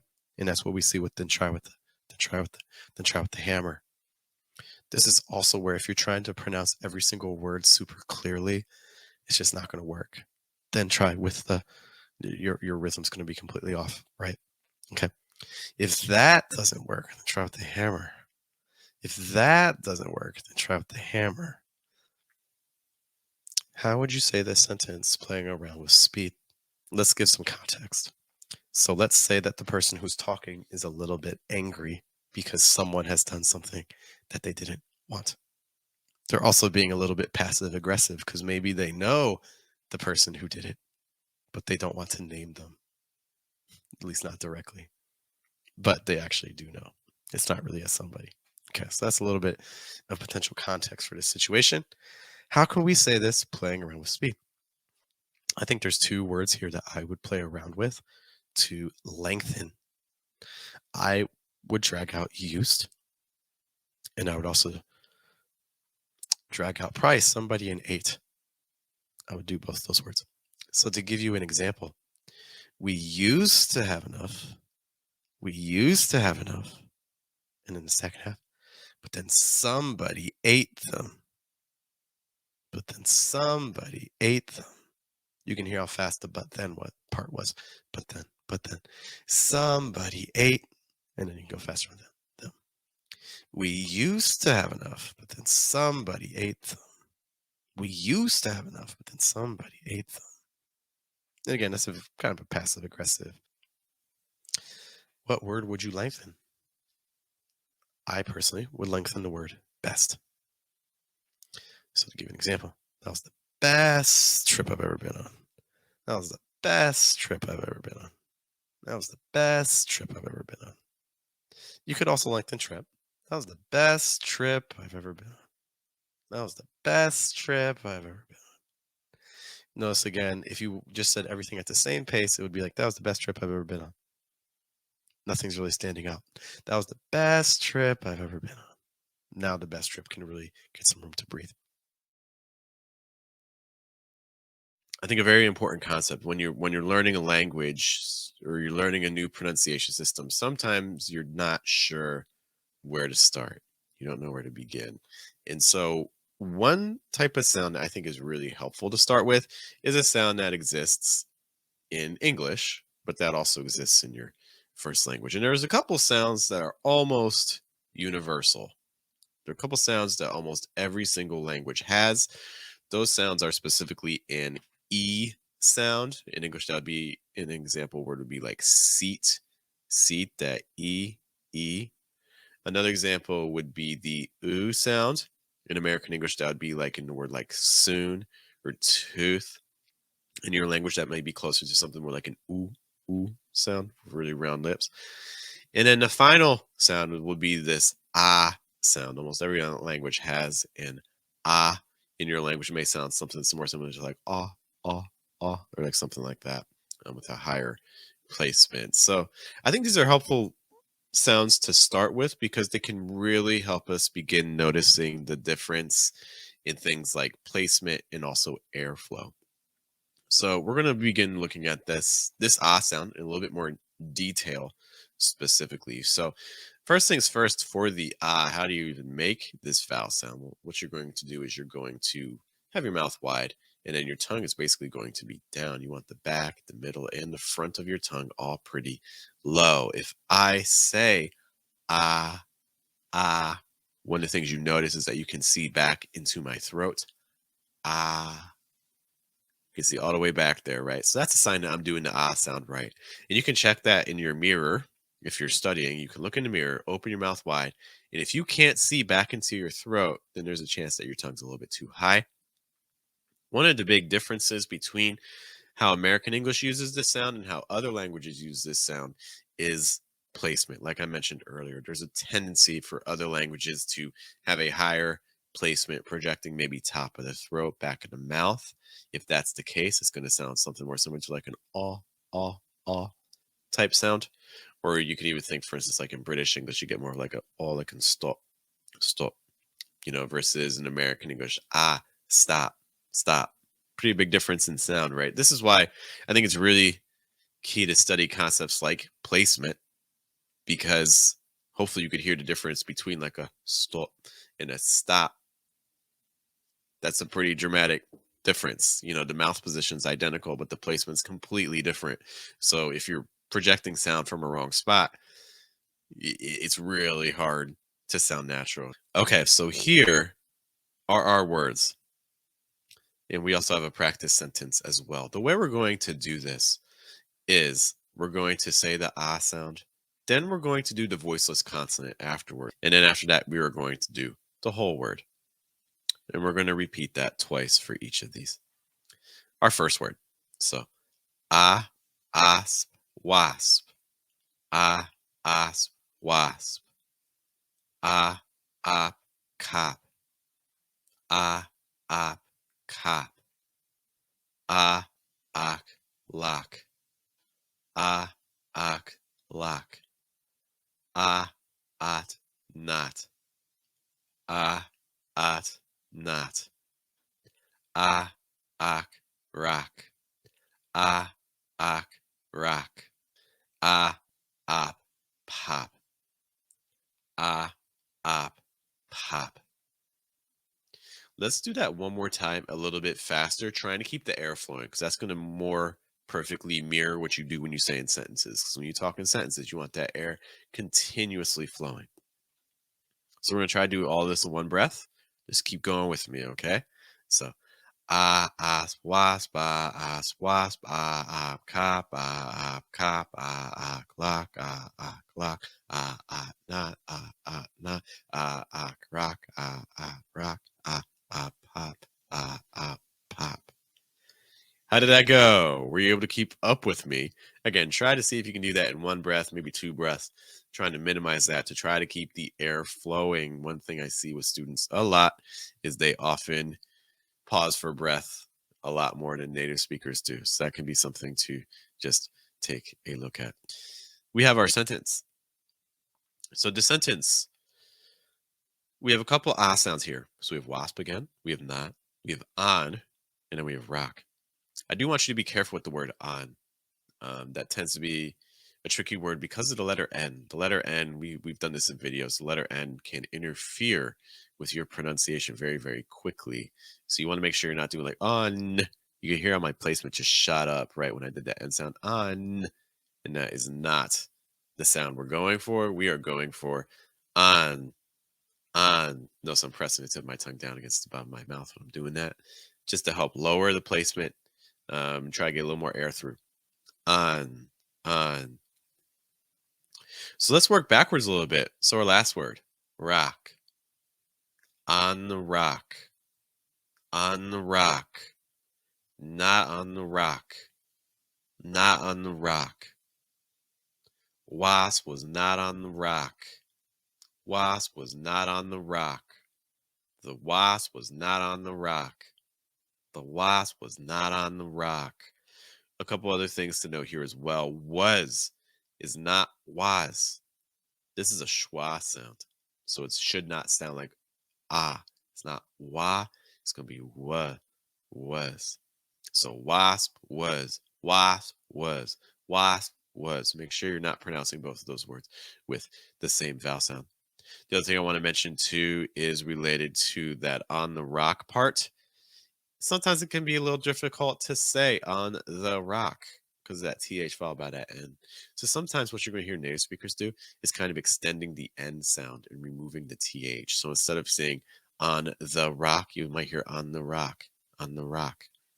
Can you hear a difference? On the rock, on the rock. Just a note about that. One final thing is if you're saying the sentence and you're like, man, this doesn't sound natural at all. Okay. One last little tip that you can do. Let's maybe split this into separate thought groups. Okay. So maybe what we can do is we could do the wasp in its own thought group. We'll stress wasp. And we're going to do that a little higher in pitch. The wasp, in our second thought group, a little lower in pitch, was not on the rock. And we stress rock. The wasp was not on the rock. The wasp was not on the rock. So try with that and see if that gives you a more natural flow. You already may be familiar with the different types of intonation patterns that exist in American English. You may already be familiar, for instance, like rising intonation, which sounds like this. You may also be aware of falling intonation, which sounds like this. In addition to that, there are wavering intonations, which can be consisting of like a fall, rise, so something like this. Doesn't mix it on both those. Or it might be a rise fall, so like this. Okay. So those are the different types of intonation patterns. And our goal today is to look at all these patterns here and trying to use them in a way that sounds natural. We're going to use all these patterns for each of these little phrases and sentences. In addition to that, something you may notice is because these different intonations have different meanings, something that may occur is that as we go through these sentences, we may place stress on different parts of the word. And that's just going to be part of the context. Okay, so as you change the intonation pattern, you're also kind of changing the meaning of your sentence. Our goal right now, though, is just practicing the different intonation patterns to make sure we're getting the right sorts of sounds. So let's take a look at our first sentence here. Let's begin with just kind of a rising intonation. A rising intonation for that very first phrase would sound something like, do you really think that? Do you really think that? You can hear that quick little flip on that. That. You really think that?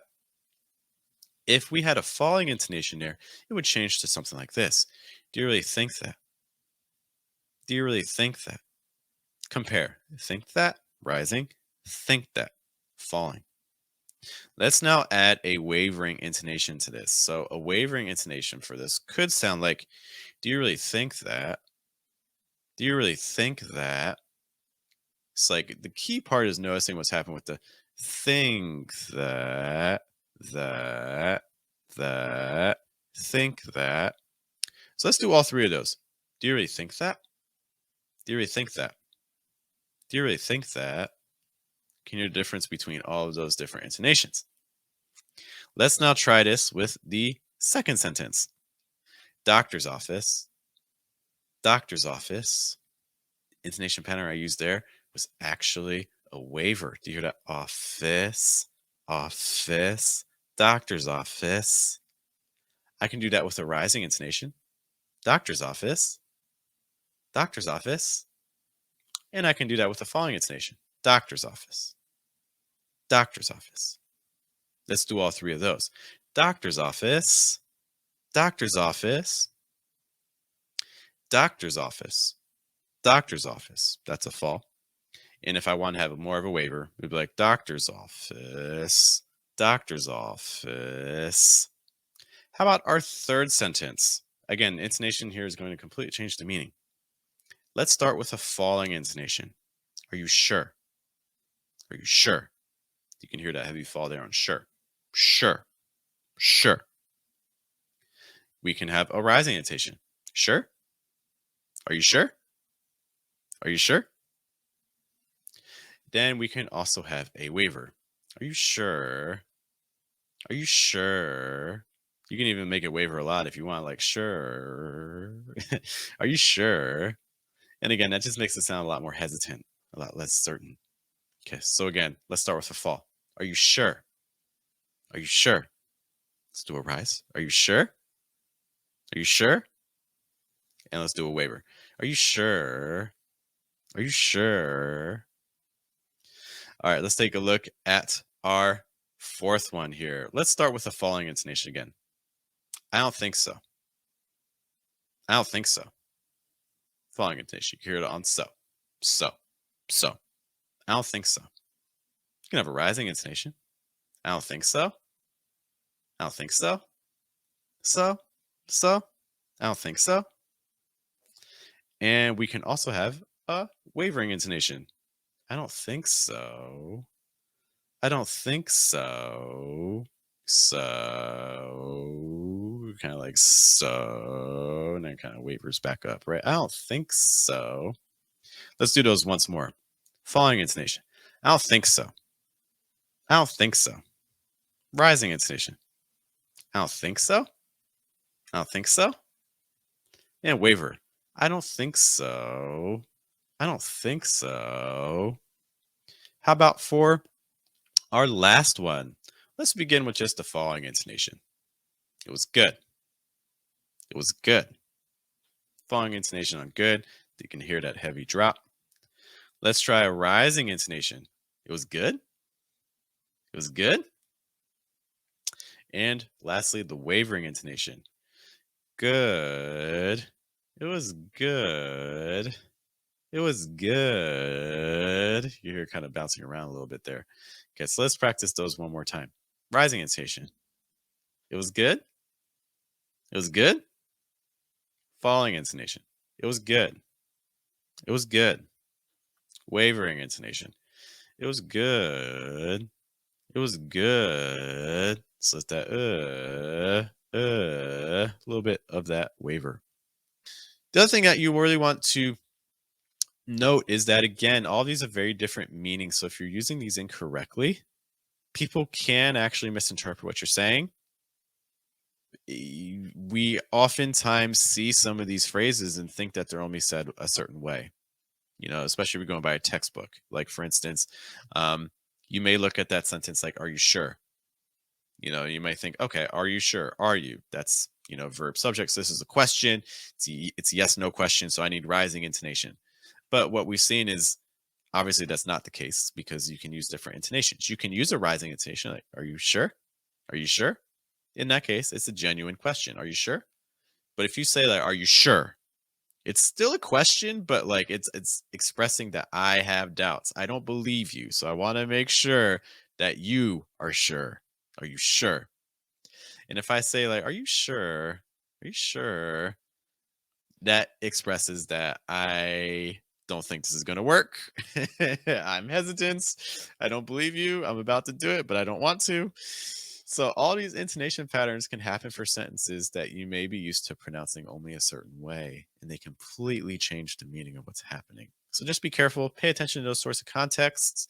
This is where listening to interviews, watching TV shows, watching movies can be really helpful for helping to determine the context and the meaning behind what's being said. Little technique. It's a small thing, but it's something that might make your interactions with people just a little nicer and help ensure that you're conveying the right tone. Something that I see with people who have learned English a lot is that they are missing some of the social dynamics of pronunciation. To give an example, like once I was teaching a class, it was a difficult concept, and I had a student that wanted me to repeat something, but the way that they demonstrated that was they said, "What? What?" You know, when they really intended something more like "What did you say?" or "Can you repeat that?" But the tone that they gave off again was just super firm, a little insulting, a little bit rude. But that wasn't their intention. They were just genuinely trying to get me to repeat it. And so I think when we learn a language, it can be very tricky to learn a lot of the little social linguistic cues. And so this is one I wanted to talk about. So it's going to be ways to interact with people in a way that sounds just a little friendlier, a little nicer, a little warmer, which can completely change the way people interact with you. It can completely change the way that people approach their conversation with you. This can best be demonstrated by a quick example, one I've given before. You call a doctor's office. You give them a call, and the receptionist picks up the phone, and the receptionist says, "Doctor's office. Doctor's office." There is completely nothing wrong with that at all. Nothing wrong with that at all. Okay, it's professional. It's the right words. It's everything you need it to be. The problem is that can come off as a little bit cold. It creates a little bit of distance between the speaker and your listener. It gives the sense that maybe the speaker is not interested in their job, like they're just trying to go home. Like maybe their shift ends at 5 o'clock and it's 4:55. And they're like, "Oh no, it's this call? Doctor's office. Like it's just not necessarily the friendliest way to open that conversation. It sounds like you don't really want to engage with me. You're doing it out of need. It's obligatory and you don't really want to continue it. How can you change this interaction? How can you make this sound a little friendlier? Well, a lot of this comes down to intonation. What we repeatedly find is that in American English, to make something sound a little friendlier, what you need to do is you need to incorporate more rising intonation into your speech. To give an example of this, the first example was doctor's office, falling intonation, office. But what if instead we use like a fall rise, a wavering intonation? We've talked about this before. That would sound something like doctor's office, doctor's office. See if you can hear a difference between those.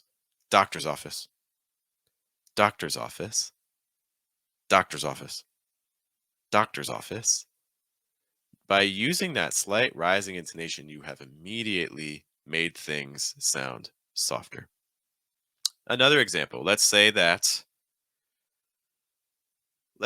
your wife, your partner, your girlfriend, your boyfriend, they come home and they tell you, "Hey, I have great news. I got the promotion.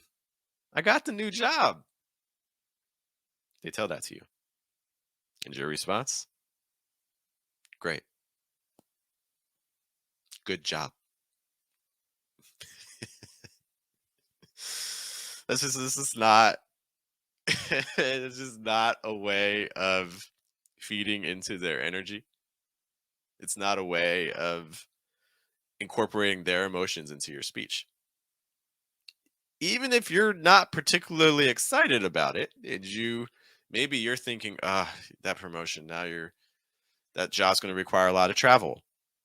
That job means you're going to have to work later at the office. It means you're going to have to leave home earlier. It means you're not going to be able to help me with the kids. It means whatever situation may be. You're thinking all those things. So maybe you're not super excited about it. That's fine. By the way, in those sort of situations, if you need to express that frustration, cool. Falling intonation is for you. Great. Fantastic. Good job.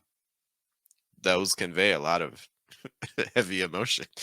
And there's a bit of antagonism and negativity with that. And maybe that's what you want to express. Conversely, maybe that's not what you want to express, but that's how you say it. In your mind, maybe you're like, "Oh my gosh, that's really exciting for you. I can't wait for you to start. You've wanted this for so long." If that's how you're feeling, but then you say something like, "Great. What's your partner going to feel?" So what we see again is we can play with the intonation to try to make this sound a little friendlier. And it's going to involve very similar things to what we did earlier. Great. Great. Hey, good job. Good job. I'm excited for you. Things like this. So what we're seeing is that the intonation starts getting a lot more movement. So like what we had earlier. Great. Great. Great. So we had like a rise fall. Great. We had like good job. Same idea. Good job. So things like that. Adding more movement to your intonation, especially some sort of movement that goes up at some point in towards the end of your sentence, this is going to make things sound friendlier. You say good job. That's just drop, drop, fall, fall. But if you're like, good job, excellent. So what I did there, excellent. Things like that. So we're taking a lot of times our stress syllable and things like that and rising. So just kind of something to consider. A lot of English learners are saying all of their sentences at the same speed. So every single thing that I say is going to be said at about this pace, and I'm not really going to change it. Sometimes maybe I'll talk a little faster, but for the majority of my speech, I'm always going to be talking about this speed, which can work. It's understandable. There's nothing inherently wrong with that. But I think you guys have seen me on stream. I'm doing it right now, if you listen to my speech, I'm a native speaker. I'm not just saying word, word, word, word, word, word, word. No, something's happening, right? What I often tell students is there's a good chance you actually speak faster than a lot of native speakers do. We have this idea that fluency is connected with speed, so I need to talk fast consistently. When in reality, no, fluency is really how are we joining words together? And speed can be a component of that, but it's not the only one. And so I think it's really important that if your goal is to sound more natural in American English, that we start really incorporating some pauses, some slowdowns into our speech. I just want to give like some quick examples of this. And as we go through this, I want to understand that what I'm going to be asking you to do is going to potentially be a little bit scary and uncomfortable. But that's okay because this is going to go against how you have normally done things. We've been taught that native speakers don't understand us. We've been taught that we have to speak super, super clearly. We've been taught that pauses are signs that we don't have confidence, that we don't know vocabulary. We've been taught that pausing is a negative in our speech. When in reality, to me, the speaker that's willing to pause for, a full second, 2 seconds, to me, that shows more confidence than anything. You are willing to actually end your speech momentarily and trust that your listener is still going to be there for you at the end of it. That's pretty powerful, right? Just assuming that's going to happen. So I don't think pausing is a sign of a weakness in speech. In fact, I think it's a sign of actually pretty great strength in language ability. So I want us to really encourage using pausing. If you listen to a lot of like the great speakers of our time, they pause. Probably one of the easiest examples that people point to is Obama. Regardless of your opinions on Obama, he is continuously recognized as a really good public speaker. And if you listen to him, he's incorporating things like pauses. Listen to graduation speeches. Listen to times when people are leading meetings. Pauses are important. When I was a teacher, important features of teaching is this idea that when you ask a question, you wait 10 seconds. So if I'm in a classroom with a student and I ask a question,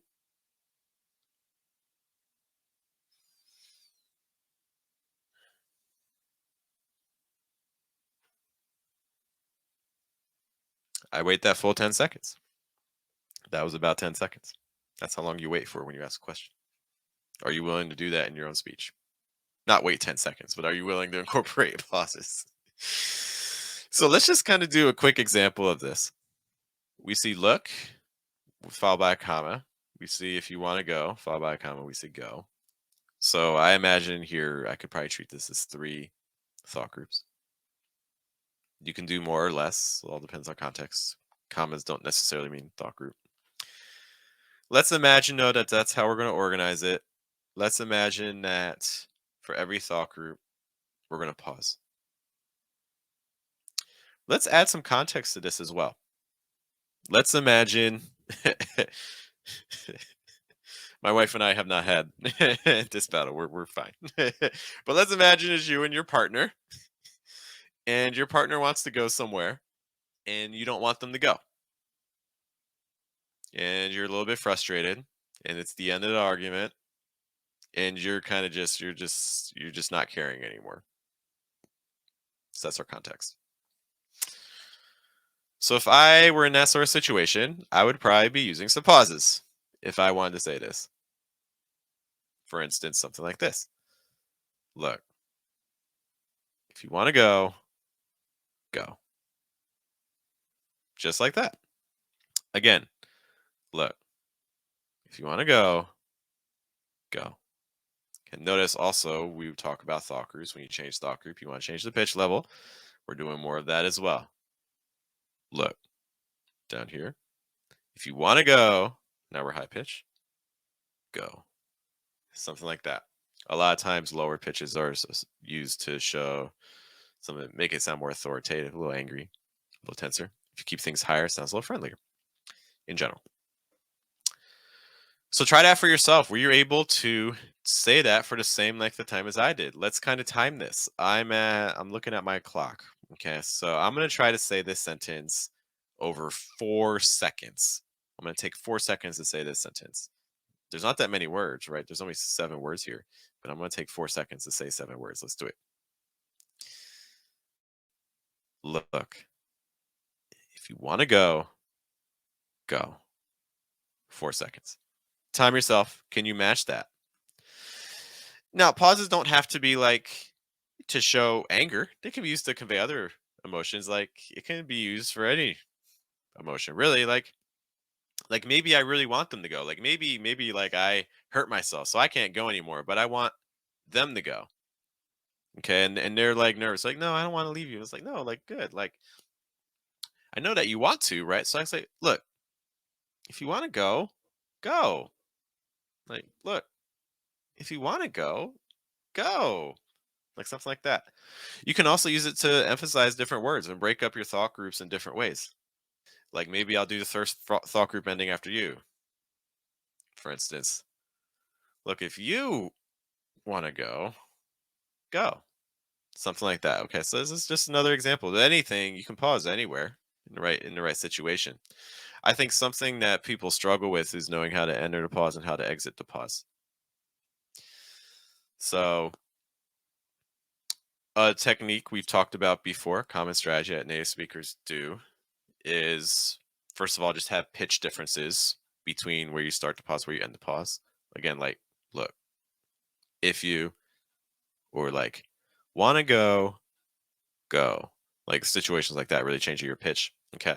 Another thing too is the use of repetitions. So a lot of times when a thought group ends, you might repeat the last word or the first word of the next thought group.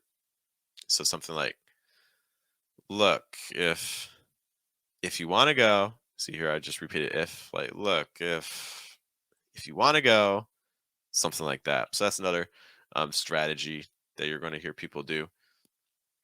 Another thing too is that with breath, like don't just like always cut the breath. Sometimes the breath is going to be extended. So if I say like, look, if you want to go, do you hear that like look? You hear the breath just kind of extends. Okay, it kind of softens everything to make it a little bit smoother for your listener. Just a note. But yeah, the big thing I just want to make clear for today is embrace pausing. I know it feels weird and uncomfortable when you first do it, but as you get more comfortable, it always makes you a better speaker. We talk a lot about contrast, and a lot of times when we talk about contrast, we are referring to differences in pitch. So, for instance, when you go from one thought group to the next, your goal in American English is to really switch your pitch pattern. So, for instance, your goal in American English, your goal in American English is to switch your pitch pattern. So you can hear just like what I did right there, just a range of pitches, right? But that's not the only way you can add contrast. We've talked about other techniques. For instance, another technique we talked about was speed, where maybe some parts of your sentence you say a little faster and then some parts you say slower. And that's another way you can add contrast to your speech. And that's another key component to helping not only listeners understand you better, but also for well, achieving a more natural sound as well. Another component, though, that I want to take a quick look at today is related to volume. That is how loud or how quietly you talk in English, because a lot of English learners, when they're talking, they're kind of staying at a very consistent volume level, which is fine. It's clear for being understood, but once you actually start listening to native speakers more, you're going to notice there's a lot more shifting going on. There's a lot more, oh, wow, like things are getting louder, and then things are also getting a lot softer too. And these are things that, again, help your listener to differentiate your words more clearly by adding more contrast, by adding more differences so your words don't blend together so much. And then it's also nice because it helps you achieve, once more, a more natural sound, which again is the goal if you're watching this stream. So what we have here is we have a couple of different sentences that we're going to take a look at, and we're going to be playing around with volume. And I encourage you to really try to follow along with me as we do these sentences. Try to copy what I'm doing. See if you can match me, not only for volume, but also for pitch and also for speed. Let's take a look at this very first sentence. So remember our goal. Our goal is to try to increase the range of volume that we're using. So what we could do, maybe that will help, is firstly decide what word we're going to stress in this sentence. There's a couple different options always. One potential option could be do. So if do is going to be the stress, most likely it's going to be the loudest, although stress words are not always the loudest. Just a note. Again, stress words are not always the loudest. So, but in this case, if I make do my loudest word, I might do something like, how'd you do that? How'd you do that? Something like that. Like if I'm just like really surprised or I just don't understand. Like, how'd you do that? How'd you do that? I could also conversely maybe make how into the word where I put the highest volume. Like, how'd you do that? How'd you do that? So again, compare. How'd you do that? How'd you do that? So again, just see if you can copy those differences in terms of volume. And when again, the things you're going to notice is the contrast that this adds. It really creates a lot more separation between the words. How about our second little sentence here? So we have wow, we have that, and we have incredible. Again, there's many different options. The first option is maybe putting a little bit of the loudest on that's. Like, wow, that's incredible. Wow, that's incredible. Notice that we're also kind of playing with speed there too. Like we're really dragging out that, but then we're going a little faster on incredible. So again, wow, that's incredible. That makes you sound like something really impressed you. You could also maybe put the loudest on incredible. Like, wow, that's incredible. Wow, that's incredible. Again, you notice that the wow and that's much quieter in terms of your volume. Let's take a look at our third one. So I would say in this one, we probably have two distinct thought groups. The first thought group maybe would be like the first time. So I'm going to make the first time my first thought group. And then wasn't that great. I'm going to make that my second thought group. Okay. I'm going to go louder on the first thought group, and then I'm going to go quieter on the second thought group. Let's see what that sounds like. The first time wasn't that great. The first time wasn't that great. Do you hear again that first half much louder? The first time, and then the second half much softer and quieter. Wasn't that great. Wasn't that great. The first time wasn't that great. You do the opposite. The first time wasn't that great. The first time wasn't that great. So again, just kind of alternating between those patterns. Let's take a look at our next one here. So we lost by and then how much. Okay. So if I want to show surprise, I might put a lot more volume emphasis on the how much part. So for instance, we lost by how much? We lost by how much? You hear again the how much just a little bit louder than the we lost by. Like we lost by how much? We lost by how much? Another advantage of that sort of play with volume is it just allows your stress parts to really pop off more. Or the part where you go louder, that's just going to really draw a lot more attention, which can be used ineffectively. As Emmanuel noted, it can lead to something that ends up sounding overstressed, but when done appropriately, it actually makes you sound more natural. So as always, there's a balance component to this. So again, we lost by how much? Like if someone tells you to score to a game and you're just like double checking, you're like, wait, I can't believe that. What? And our last one, let's express maybe a little bit of frustration here. So someone doesn't want something on the table. So maybe we'll put the loudest word on table. It's like, no, don't put it on the table. No, don't put it on the table. No, don't put it on the table. You can hear I'm kind of like mumbling the first part, right? Like, no, don't put it on the table. And then table gets a little bit louder, right? Maybe instead I'll put that heaviest word, that loudest word on no. Like, no, don't put it on the table. No, don't put it on the table. So someone put it on the table. I didn't want to put it on the table, and now I'm upset. Like, no, don't put it on the table. Something like that.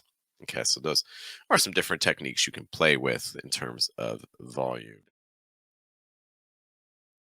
There's a concept with pitch that I keep finding to be particularly difficult with students. We're very interested in stress, and you've probably heard again that American English is a stress timed language, which means we put a lot of emphasis on stressed words. But there's a little bit of a problem with this because, well, you don't stress every word, right? Only certain words receive stress, which means that certain words are not going to receive stress. And if we think of English as a numbers game, then we have to understand that there's going to be more words that are not stressed than words that are stressed. It makes sense, right? Not every single word can be stressed, so we naturally can't have it that way. So that means that lower pitches are going to be especially important for achieving a more natural sound in American English when we talk. So we have to incorporate lower pitches. And when we say lower pitches, it's what we're talking about. We're doing, for instance, if you take a word like this and you move down 5 times, like this, this, this, this, this. So some of those lower pitches. It also works in conjunction with higher pitches. So for instance, if I say a word like, wow, you can hear at the end there, I dropped, right? It went high, it's like, wow, and then it dropped. Oh. A lot of times what I'm seeing with people who have learned English is that that range gets very, very limited. Doing like, wow, where we don't go as high, but we also don't go as low. The other thing that we find in sentences is that typically right before a stressed sound, we go very low in pitch. You can even hear what I just did right there. Right before a stressed sound, right before a stressed sound, you can hear how low I go on stressed. And then when I go up higher on the stressed word sound, my pitch goes up. Like, for instance, another example, if I say, I didn't know that, I didn't know that. Do you hear how low I'm going on? No, I didn't know that. Know that. So it's not just about going high on your stressed words, it's also about going low enough on the unstressed parts, typically, especially right before your stressed syllable. So what we're going to do today is we're going to take a look at some words that all fall into the same sort of stress pattern. What you're going to notice with all of these words here is that the first syllable is not stressed. The second syllable is stressed. And then after that, we then have two syllables that are not stressed. Okay, so your basic pattern for all of these is going to be, it's like, if we take the word authority, for example, da da da da da da da da da da da, where we start with a low pitch, then we go high, and then we go down 2 more times. Da da da da. That's going to be the pattern for every single word here, pitch-wise. So let's take a look at our first word. What we're going to do is we're going to do the pitch pattern first, da da da da, and then we're going to say the word, and we're going to repeat that 1 or 2 times.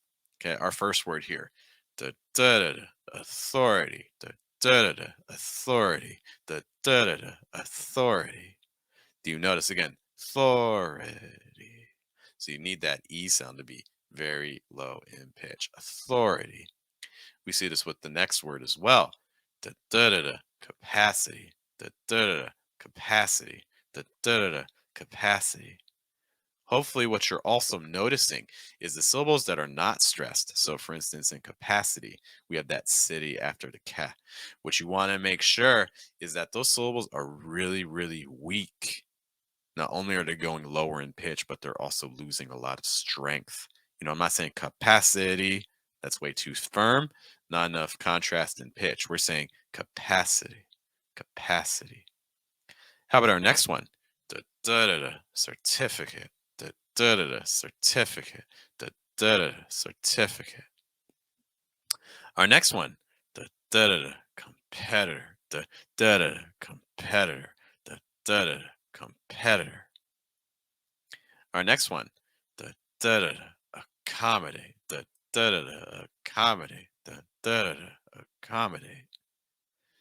And our next one, da da da, administer, da da da, administer, da da da, administer. Couple of key things I want to just highlight on this word. Make sure that you're using enough short I sounds. So it's not admin, it's admin. So it's not administer, it's administer. Notice also too how weak the R sound is at the end. It's not administer, it's administer. Lots of breath coming through. Watch out for that final R sound. Our last word here, da da da, American, da da da, American, da da da, American. It's not American, it's American. You need more contrast. You need to use some lower pitches. All those things are going to be key. So now we need to apply not just what we just talked about in terms of the pitch inside of the words, but we also need to apply that at a sentence level as well. So, for instance, it may be helpful to start off by thinking about thought groups. Because remember, every time you switch a thought group, you're generally going to switch your pitch level. So, where could our thought groups be? Here.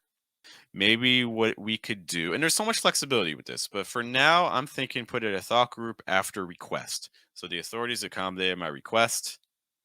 And then for the certificate, I'm going to put that in a second thought group. Okay, so I'm going to have two thought groups. Those are going to be my two.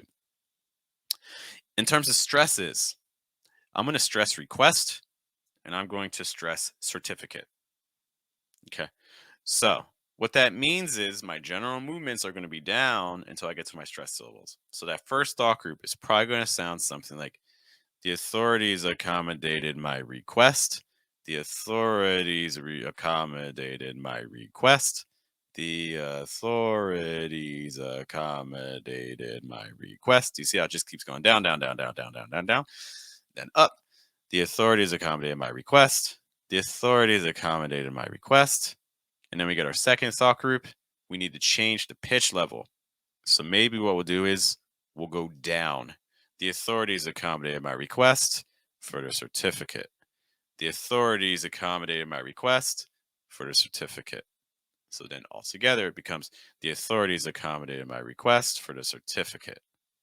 So notice again, authorities accommodated my request for the certificate. For the certificate. The authorities accommodated my requests for the certificate. So that'll give you an idea of what's going to happen in terms of the pitch levels throughout this sentence. So that way it can help you achieve a much more natural rhythm and sound. So we have this text here. What do you mean? And before I get into our real issue, I was talking with a student. He's a member of our Telegram group and our Mission English group. And one of the things he mentioned was that in a lot of my videos, especially like the traditional videos, not a whole lot of subtitles. If we're doing exercises, I'll include graphics with the words, for what, the exercise is on, but I don't typically include words for every single thing I say. And I'm in general somewhat against that approach. And here's the reason why. So you see this text on screen. And I asked you, how do you say this? And so you may be thinking that, oh, I need to say this as what do you mean? Okay. But the problem is that, and maybe you've encountered this like when you're watching movies and like you turn on the subtitles for a movie and the text says one thing, but then you actually listen to it and what do they actually say? They say, what you mean? Or they say, what do you mean? They don't say, what do you mean? So there's a disconnect, right? I'm looking at the text and I'm getting in my head, okay, I need to say, what do you mean? But then I'm actually listening to them and I'm getting a completely different experience. That's a huge disconnect, right? So one of the things when I think we're studying listening is I think we get really attached to reading. We're studying listening, but we're getting stuck with reading. And what I mean by that is, if you're a person who's like watching a lot of movies or shows and you're using a lot of subtitles, maybe you've had this experience where, you do it for a while and then you're like, man, I don't know if my listening is actually getting better.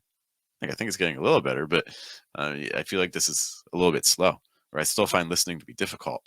if I turn off the subtitles, I can't understand anything anymore. Interesting, right? I think that by paying attention to the text, we are training ourselves to read. We're not training ourselves to really pay attention to the thing that's really important, which is the sound. So I encourage you with listening to try to avoid using the text as much as possible. It's another reason why, for instance, I really don't like using audiobooks as listening material for students or for myself. Like when I'm studying a language, I don't like using audiobooks because audiobooks, the original format was a book. It's in the word, audio book. So the way people talk, in a book, it's different than how people talk in a natural conversation. So that's why I much prefer, if you're looking for materials to use that are good for listening, I would recommend, hey, listen to like interviews. Listen to, everyday people having conversations. In fact, if you look at we have a channel, youtube.com/@fluentamericanshadowing. It's also linked on our homepage on YouTube. I'm picking videos from just everyday people, just normal people having conversations and things like that. It's because you're trying to get that real, authentic language. And if you're not, you're getting language that's, one, it's over assisting, and two, it's not necessarily the most natural. So what I would recommend is, if you're in that sort of situation, let's compromise. We can shake hands on it. What I want you to try doing is, when you approach listening, I need you to approach it from a 3 or 4 step process. Okay. It involves lots of repetition. So the very first thing I need you to do, I need you to pick some material that you're going to be comfortable with listening to 2, 3, 4, 5, 10, 1,000 times. Pick something that you don't mind listening to over and over again. One of the worst things is when I ask a student, how are they studying listening? And they say, oh, I watch movies. And I'm just like, oh my gosh, how much movie are you watching when you watch a movie? And they say, oh, the whole thing, the whole 2.5, 3 hour movie. And it's like, my God, think of all the content you just missed that just went sailing over your head because you didn't understand it. Just think of that. So pick a short section. 1 minute is often plenty. A 1 minute section. Okay. So pick your 1 minute section of audio that you're comfortable with listening to a lot. The next thing you want to do, I want you to listen to it without subtitles. Or if you have a transcript for it, listen to it without the transcript. Okay, so it's helpful to pick some material that may have a reference point. You can use YouTube auto captions. In general, they're not bad. They're not perfect, but they're not bad. So do that. So you're going to listen to it without subtitles. You're going to watch the movie without subtitles. The 1 minute section, the 30-minute section, the 20-second section, whatever it is. Then you're going to listen again, and this time use the subtitles. So the first time you listened, you did not use the subtitles. The second time you listened, you did use the subtitles. Then you're going to repeat that process. You're going to listen again without the subtitles. You're then going to listen again with the subtitles. We are slowly weaning ourselves off. We're slowly stopping using subtitles. Okay. So this is kind of the process that I want you to really begin thinking about. This is how you can really start improving your listening. What I always tell my pronunciation students is, we're not worried about our expectations of sound. This is why the text is harmful, because the text teaches us to look for things that aren't actually there. We see the letter L and we think, oh, I need to pronounce that L like L, or something like that.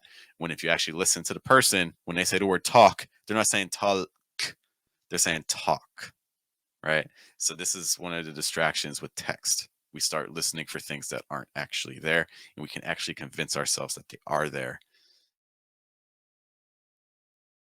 We're going to be focusing on how to use stress properly in American English pronunciation, specifically in situations that are known as compound nouns. If you never have heard of a compound noun, I promise you, if you've spoken English for some time, you've used compound nouns.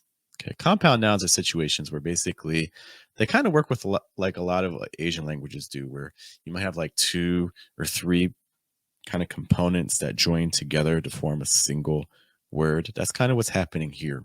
So what we have is basically 2 words or things like that that join together to form a single word. And when this happens in American English, we are going to emphasize, we're going to stress the first word. The words we're actually going to be targeting today, which are these right here. Hopefully a lot of these words look familiar because, again, you've been using compound nouns for a long time.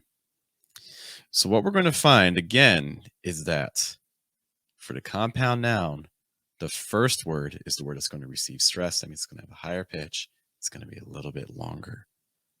So what we're doing in these exercises, though, is we're describing a compound noun. So that means that the pattern we're going to be using is going to be something like a slightly lower pitch, followed by a slightly higher pitch, and then going down again. Let's take a look, for instance, at our first example. The compound noun is movie theater. Movie theater. You'll note if that's not right, if you're saying something like movie theater, because now I'm stressing theater. I don't want to stress theater. I want to stress movie. Movie theater. Movie theater. So if I'm describing a movie theater, then that first adjective, that new, I'm going to keep it a little lower. New movie theater. New movie theater. See? New movie theater. And then it drops down. Let's take a look at our second word. Old textbook. Old textbook. So again, we start off a little lower. Old, then we go high. Text, then we go down again. Book. Old textbook. Old textbook. Watch out also for the word book. Again, with that sound. So it's not book, book, book with really round lips. No, straighten your lips. This is not the sound. This is the sound. Our next one, we have cell phone. Cell phone. So again, it's not cell phone. It's cell phone. Stress cell. Broken comes before that. So it's going to sound like broken cell phone. Broken cell phone. Broken cell phone. Our next one, we have math test. Math test is the compound noun, so make sure math is a little higher in pitch. Math test. It is not going to be math test. It's math test. So here it's going to be hard math test. Hard math test. Our last one here. This is one I see a lot of students having trouble with. This is doctor's office. Doctor's office. Sometimes what students do is they want to stress the word office. It's like doctor's office. But instead we want to stress doctor's office. Other potential issues here with doctor's office, your vowel sounds. You have an ah sound on da, doctor. So this is different than the British where you may be used to pronouncing more like doctors versus doctors. You want that really open ah sound. Same thing with office. You can say office, like doctor's office, or you can say doctor's office. Either one of those vowels is fine. I'll be honest. You're going to hear native speakers using both. Depends on the region of the country that you're in, but they're both equally understandable and people may not even notice. Regardless, we have now put an adjective in front of that. So we have renovated. So together, renovated doctor's office. Renovated doctor's office. Be careful with renovated. A lot of syllables there, right? It's like renovated. So it's just kind of da, da, da, da. It just goes down, down, down, down. Renovated, then it goes up. Doctor's office. Renovated doctor's office. All right, so those are all of our key phrases here. Naturally, there are thousands more compound nouns in English, but hopefully this gives you an idea of the rhythm. Let's say each of these 2 times. New movie theater. New movie theater. Old textbook. Old textbook. Broken cell phone. Broken cell phone. Hard math test. Hard math test. Renovated doctor's office. Renovated doctor's office. Let's see how this works in a quick example sentence. So if in that first half, I probably have two thought groups. The first one will probably be, I found the broken cell phone. I found the broken cell phone at the renovated doctor's office. At the renovated doctor's office. Remember, if you don't want to sound flat or robotic or monotone in American English, you want to make sure that you have some pitch changes between your thought group. So maybe my first thought group will be higher in pitch. I found the broken cell phone. Then our next thought group a little lower in pitch at the renovated doctor's office. I found the broken cell phone at the renovated doctor's office. I found the broken cell phone at the renovated doctor's office. A short I sound, which again sounds like eh, like in bit or give or his, those sounds, that sound, that's then followed by an N sound, like a N. When we make this N sound, I'm going to encourage you to try and experiment. Try to do it with the tip of your tongue. That's the tip of your tongue. Try to do it down against the bottom of your mouth because that's going to help lower the placement and open up breath. The higher positions can work as well if you have your tongue up here, but those lower positions might be an advantage for you. Just something to consider as we go through these words. We're working with a short I sound and we're working with the letter N because this is a combination that I see students tend to have a lot of difficulty with for a couple different reasons. The first reason is, one, the short I sound by itself is a bit of a difficult sound. There's a chance that if English is not your first language, you are pronouncing it like an E, intentionally or not. And our goal is to pronounce it more like eh. To get that eh sound, the very back of your tongue is down, very front of your tongue is down, middle of your tongue is a little high. My big tip, though, is you want your tongue to be kind of horizontal. So you want to feel your top teeth. It's almost like you're biting the sides of your tongue very gently. No blood. Okay, don't do it hard, just enough to feel some contact. And our goal is to get, again, the sound that's like eh. Okay. And then we want to link that with the letter N. So it's going to sound very much like the preposition. So the preposition is N. Let's try saying that 3 times. N. If you find you're saying een, that's the wrong vowel. We're not trying to get an E sound. We're trying to get an eh sound. This can cause confusion for your listener. This is one of those situations where if you use the wrong vowel sound, your listener can get confused. So we do want to be very, very, very, very, very, very careful with that. So let's take a look at all of our words here. So all of these words are going to end with a short I sound that is followed by the letter N. Every single one of these. You may notice that all these words also are ending with all kinds of different combinations. We got an ION, we got an MENT, we got an MAN, we got an EN, we got another AN, or the first AN, and then an ON. So lots of different combinations here. All of these are actually still going to pretty much finish with the same exact sound. So they're all finishing with an N. So we're going to try to be consistent with this. The other thing is that because these are suffixes, these are where we're talking about the ends of words right now. These are also not the stressed parts of the word, which means that we want to make sure that these N sounds are very weak, they're very fast, and they're very low in pitch. We don't want them to get too much emphasis. Okay, so we want to be careful as we're going through these. The stress is typically going to fall sooner in these words. So what we're going to do, we're going to build up words like we often do. We're going to start off with a vowel, then add some consonants, and then do the whole word. And I encourage you guys to repeat after me. Our first word here is mission. So we're going to do ishin. Just do that. Ishin. Ishin. Then we can do the whole word. Ishin. Mission. Ishin. Mission. Then you can try saying that 3 times. Mission. If you find you're saying mission, that is not the sound we're going for. Okay, we're going for a mission. How about our second word here? Measurement. So again, ending on a mint sound.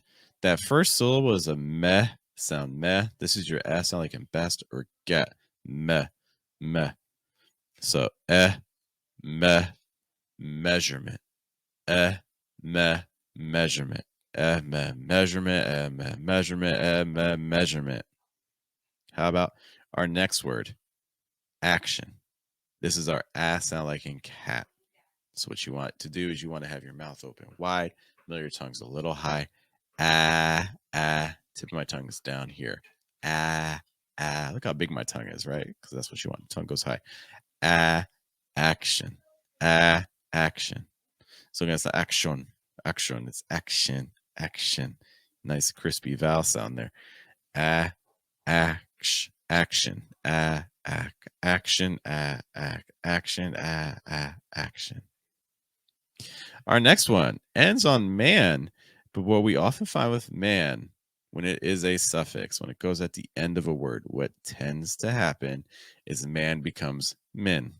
We see this here in salesman. We see this also sometimes business. You could have businessman, like who like works in something, you know. So that's another case, or like a postman, the person who gives your mail. You could say man in some of those situations too, but just another option with the reduction.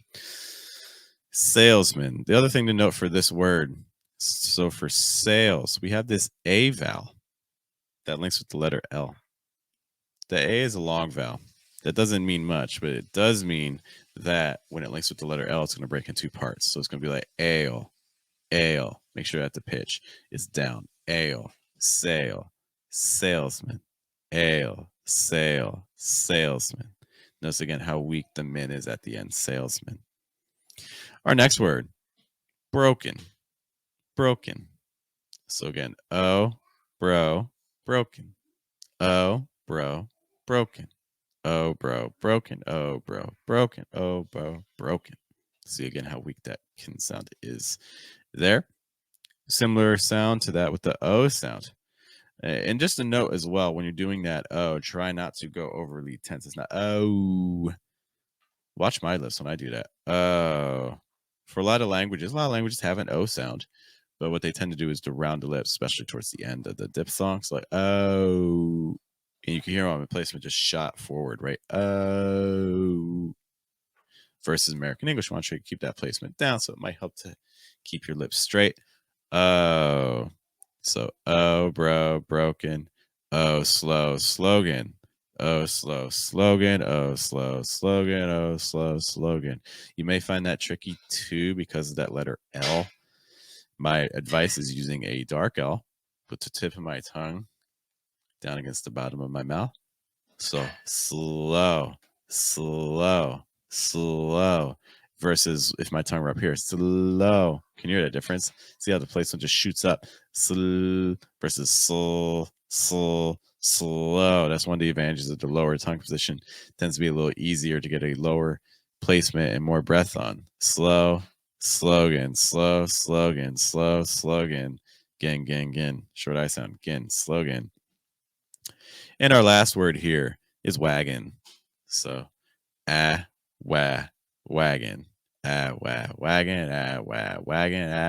Wagon. Let's just finish by saying each of these words 2 times. Mission, mission, measurement, measurement, action, action, salesman, salesman, broken, broken, slogan, slogan, wagon, wagon. A dark L sound is a little bit different than a regular L sound, but honestly, in my opinion, it's actually the more frequent consonant sound. You may be used to pronouncing an L sound with the tip of your tongue right there against the top of your mouth on your alveolar ridge, that little bump behind your tooth. So it sounds kind of like l, and that's fine. You can certainly make an L sound like that. But the reality is, if you actually listen to a lot of native speakers when they're talking naturally in conversations, you will find they're not actually making that l sound. Instead, what's the sound they're making? They're making an sound. It sounds a lot different than an L, right? So if you're not used to that, This can feel like, oh, this isn't even an L sound. I think it's helpful to just kind of start treating it as a very unique new sound. Our goal is like, oh, oh, oh. This L sound, like I mentioned, typically, especially when it's found at the end of a word, is not going to sound like L with the tip of your tongue against your top of your mouth. Instead, it's going to very often sound like oh, where the back of your tongue is a little high and the front of your tongue is down. If you have trouble getting the back of your tongue high, if you're like, what does that even mean? What does it mean to have the back of your tongue high? I'm going to give you some points of reference. When you say an ah sound, like in hot or stop, ah, that's the back of your tongue going down. Ah, ah. Conversely, when you say the G sound, when you say G like a g, g, that's the back of your tongue going high. Compare ah, g, ah, g, ah, g. So the dark L sound is going to be a little bit lower than that G. Okay, it's just going to be a little lower. It's like So it may help to say like a word like go, or even just a GL like go, go, go, go, go, go.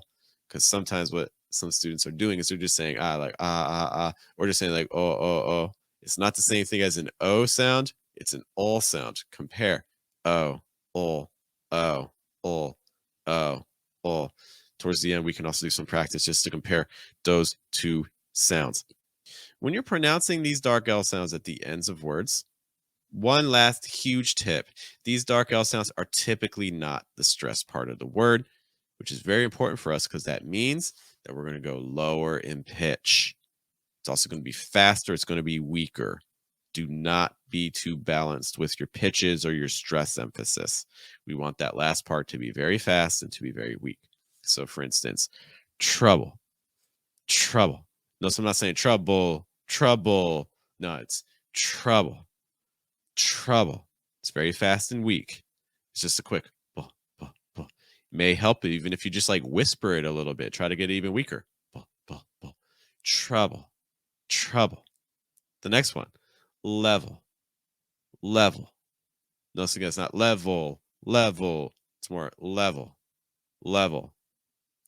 The other thing you're going to notice, level has two L sounds. You can use a dark L for both of those if you want. The tip of your tongue can stay down the entire time.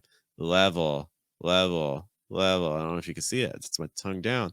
Level, level, level, level, level, level. Versus level, level, level. You can hear how the sound changes a little bit. Air gets blocked off. Placement can rise. So we want to try to keep everything down and keep things open. Level, level, level, level. Tip of my tongue down. Our next word, middle, middle. Again, it's not middle, it's middle, middle. I'm also using a fast D sound or flap T, however you want to call it, where I just raise and lower the tongue very quickly. Middle, middle, middle, middle, middle, middle. Our next one, several, several, several, several, several, several, several, several. So it's not several. Notice another thing that's happening there. That second syllable is not pronounced. So instead of saying several, it's just several, several, several. Our next word, bubble, bubble. So again, not bubble, it's bubble, bubble. The next two words are a little bit unique. We have some long vowel sounds. Long vowel sounds basically just mean that when we add an L, it's going to break into a firmer syllable or a second syllable. So it's not going to be tr. It's going to be try.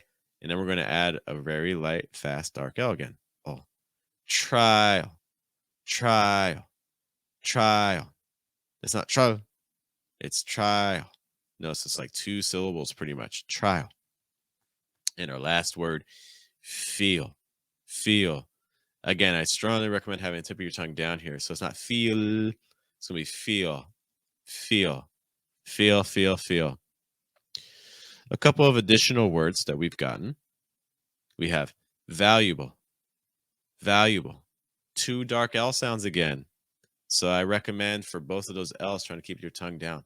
Value, value, bull, Valuable. Valuable. Notice that vowel is the stress. So hold that nice and long. Val, and everything else you can speed up. Valuable. Valuable. Valuable. And one last word here. Gullible. Gullible. Once more, we have two dark L sounds. So instead of saying gull, might help to say gull with tip of your tongue down. Gull. And then we have able. Gullible. Gullible. Again, keeping those final syllables really weak and low in pitch. Let's say all of these words 2 times. Trouble. Trouble. Level. Level. Middle. Middle. Several. Several. Bubble. Bubble. Trial. Trial. Feel. Feel. Valuable. Valuable. Gullible. Gullible. I want to do a quick comparison between a dark L sound and just an O sound at the end of a word, because those tend to be confusing, to demonstrate that this O sound is not the same thing as a dark L sound. The first sound is going to be an O, O, O. The second sound is going to be an O, O, O. When you say O, O, the back of the tongue is not quite as high as it will be when you're doing an O, O for the dark L. See if you can hear a difference. What we'll do the vowels, then we'll do the words. So go, go, go, go, go, to,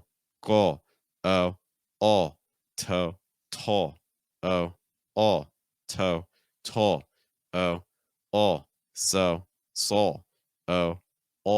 so, sol, mo, mo, mo,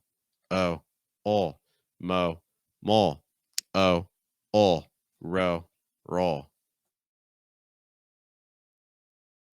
American English treats diphthongs a little bit differently than a lot of other languages do, because diphthongs, if you don't know, are basically sounds that have a single vowel and then another vowel, and then they kind of join together. What happens in a lot of languages, though, is that each one of those vowels gets pronounced very, very clearly. So, like, for instance, if you have like an A sound, your language may pronounce it as like A.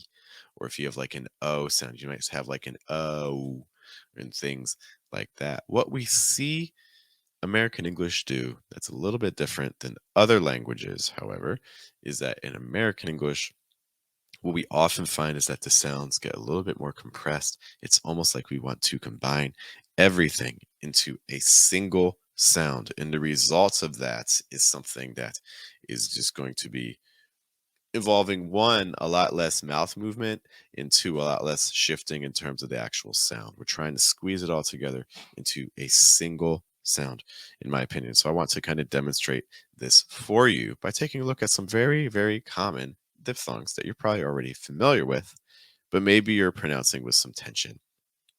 The thing that we're really trying to avoid when we say these words is we want to avoid the ending, because we want to make sure at the end that the placement doesn't go too high, that enough breath is able to move through, that you're still using your diaphragm. Because what can happen for a lot of these sounds is that they can get a little too tense and block off too much breath at the end. Let's just kind of say the vowel sounds are really quick. So if we start off with an A sound. So make sure when you say A, just like the letter of the alphabet, first letter of the alphabet, make sure it doesn't become like A. Or for instance, the I sound. Make sure I doesn't become I. It's just I, like the letter again, letter of the alphabet. O sound. O. Make sure it doesn't come O. It's just O. And then the ow sound. Ow. So say ow, just ow. So as we look at these words, what we're going to do is we're going to pronounce the vowel by itself. Then we will add the initial consonant. Our first word here, and I encourage you to repeat after me. So we have A. Can you say for me? A, say, A, say, A, say. Make sure you're not doing A, say. You can even just kind of watch my jaw there. A. That's kind of what we're trying to avoid. What we can actually do is keep that lower jaw down the entire time. Watch me. A. See that? Just stays open the entire time. A.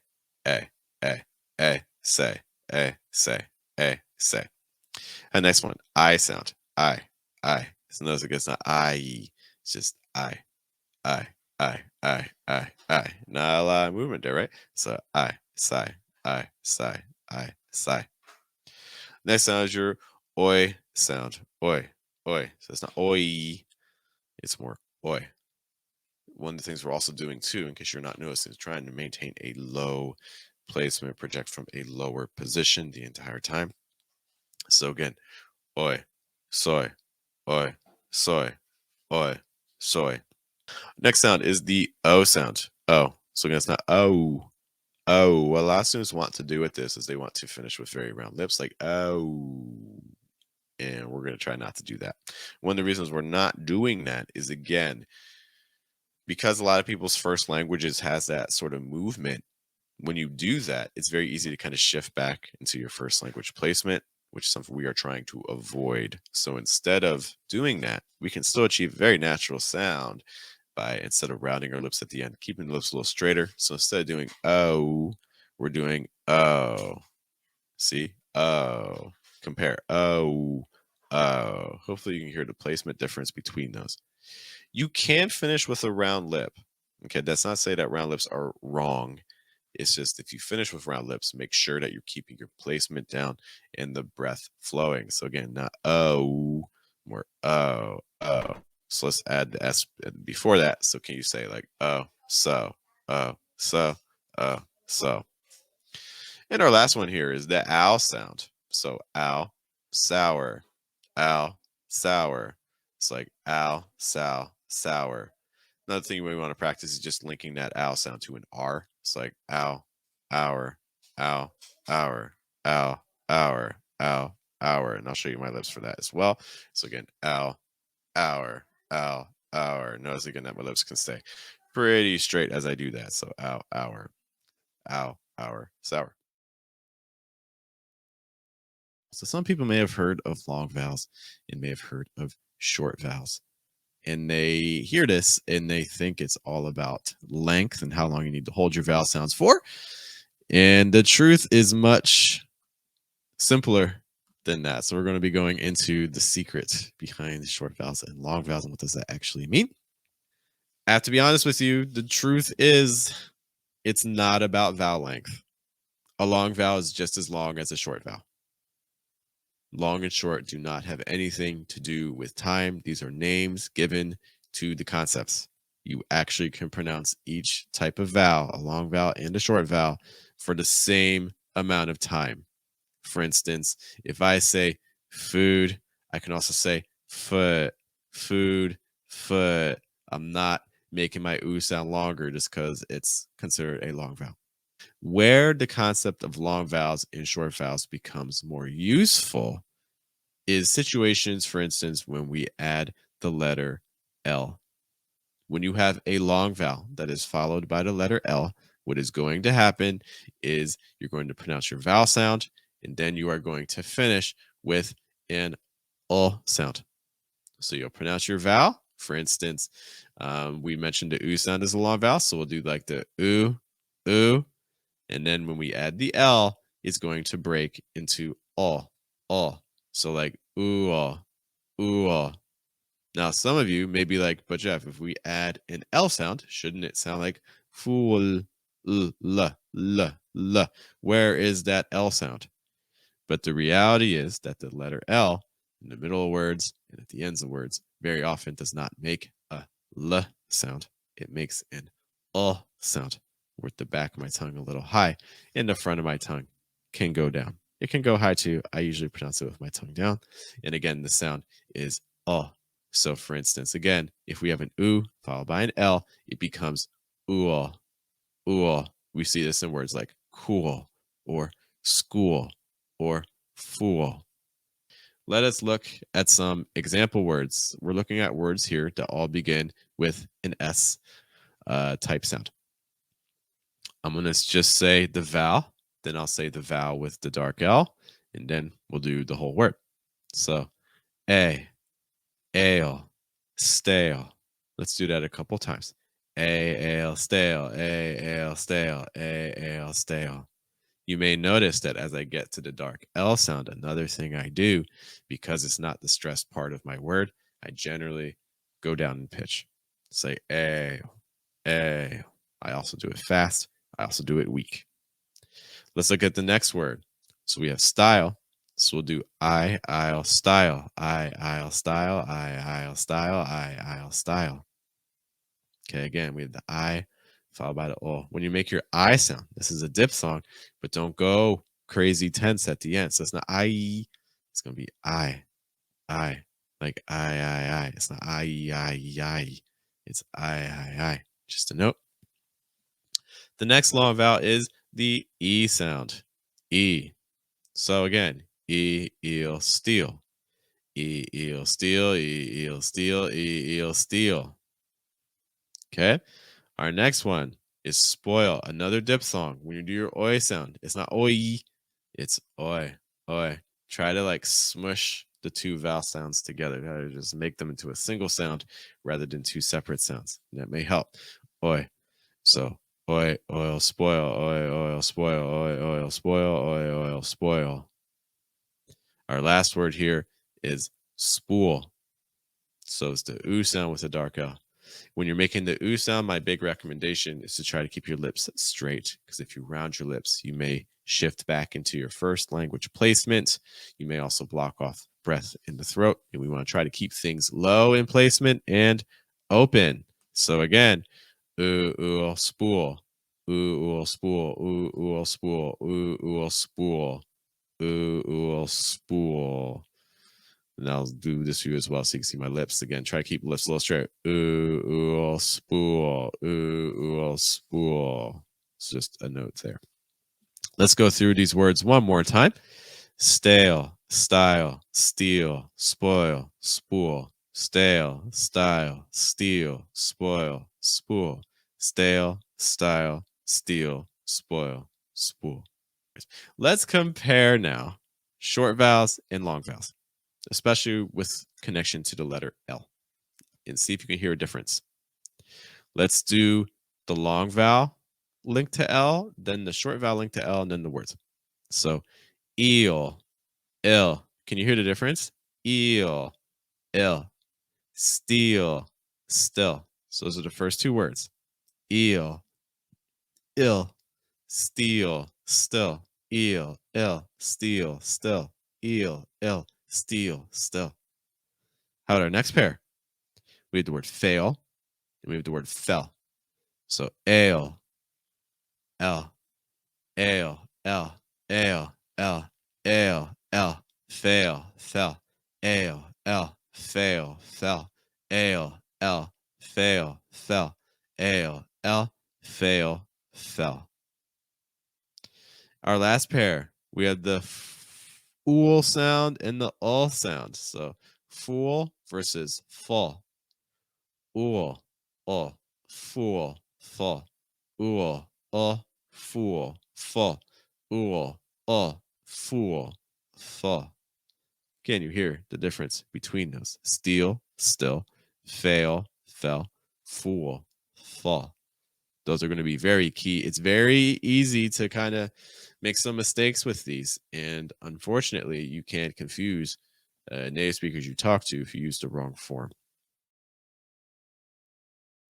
We're going to be talking about what I find with students to be the 3 most common mistakes. So, like, before I even start talking with a new student, I see they sign up for a class, and I already very often have the assumption that these are going to be sounds that we're going to need to study just because of how frequently they are mispronounced. So that way you can kind of check yourself today and see if you are running into the same mistake. All of these are different vowel sounds. All of these are going to be minimal pairs that you want to be watching out for. Let's start with our very first group. So we're going to be comparing what are known as the short I sound and the E sound. And the issue that I see students doing is they pronounce both of these the same when we want to make sure that is not happening. That first sound for all these words is an I sound. It's called a short I. My big suggestion for this is to have the sides of your tongue touch your top teeth, like you're biting the sides of your tongue a little bit. It sounds like I, I. So like I, in, bin. That's your very first word. How about in the next pair, that first word is I, the, this. And that last word, that last first word is ship. So let's just read those first words again. Been this ship. The problem I see with students is they're not producing that sound. Instead, they are producing a whole other sound entirely. The sound that they tend to be making is an E sound. So they're often making something more closely related to the second word of these. So E, B, bean, E, these, and E, she, sheep. Now, you do also want to watch out for this E sound because the other issue is a lot of students are making this E sound like they are in their first language because most likely your first language has this E sound as well. So you want to be careful. So it's not E, E. A lot of languages are pronouncing the sound up here with a higher placement. You want to be pronouncing it lower.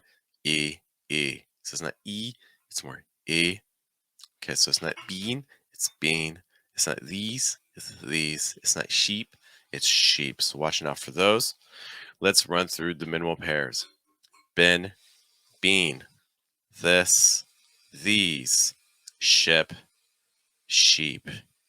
Are you pronouncing all of those differently? The goal, hopefully, is yes, because if that's not happening, you can definitely confuse your listener. If your listener is not ready for that, that can definitely cause problems for you. So you have to be careful when you're pronouncing these sounds. They can cause confusion. So these words we are confusing very often our ah sound and our schwa sound, our sound. The ah sound is going to be the first word in all of these. So let's just read our first words. For this ah sound, we want our tongue down, mouth wide. It's like ah, sha, shot, ah, la, lock, ah, ba, bog, and ah, na, not. So we have shot, lock, bog, not. In general, that tends to be the easier sound for people who are learning American English. The issue is, again, placement, a potential issue. You want to make sure you're projecting from a low enough spot. So it's not it's we're just really low and open through our throat and our chest. Try to feel your diaphragm as you're saying those. The bigger issue, though, is that a lot of people are pronouncing the second sound as an ah sound as well. So let's look at the second word of each of these pairs. The sound we're going for is it's our schwa. So what we want a neutral expression on our face. We're going to notice our top teeth and our bottom teeth are not touching. We're going to see the middle of our tongue goes up a little bit. It doesn't touch the top of our mouth, but it does rise a little bit. So the sound is like so let's kind of run through these words. So shut, luck, bug, and nut. Let's do that one more time, just to make sure it's clear. Shut, luck, bug, nut. Those are all of our schwa words. Let's run through the pair to make sure that these sound different. So, shot, shut, lock, luck, bog, bug, not, nut. Hopefully you hear the difference between those. Shot, shut, lock, luck, bog, bug, not, nut. We are looking now at the sound versus the sound. Ooh, ooh. One of these sounds, most likely your first language has a similar sound to, the other one a little bit different. Let's start off with the sound. This is like the first word for all of these pairs. So, the back of your tongue is high, the front of your tongue is down. Your lips, you do not want to round, you want to straighten them. It may help to lower your lower jaw. So like, that's the sound we're going for. Just work on trying to get that sound. What makes this sound more complicated is that for a couple of these words, we are then following it with a dark L. So the becomes like an oh, because of that L sound after it. So then becomes So that first word, for instance, is going to be paw, paw. That's the first word in that first pair. How about the first word in the second pair?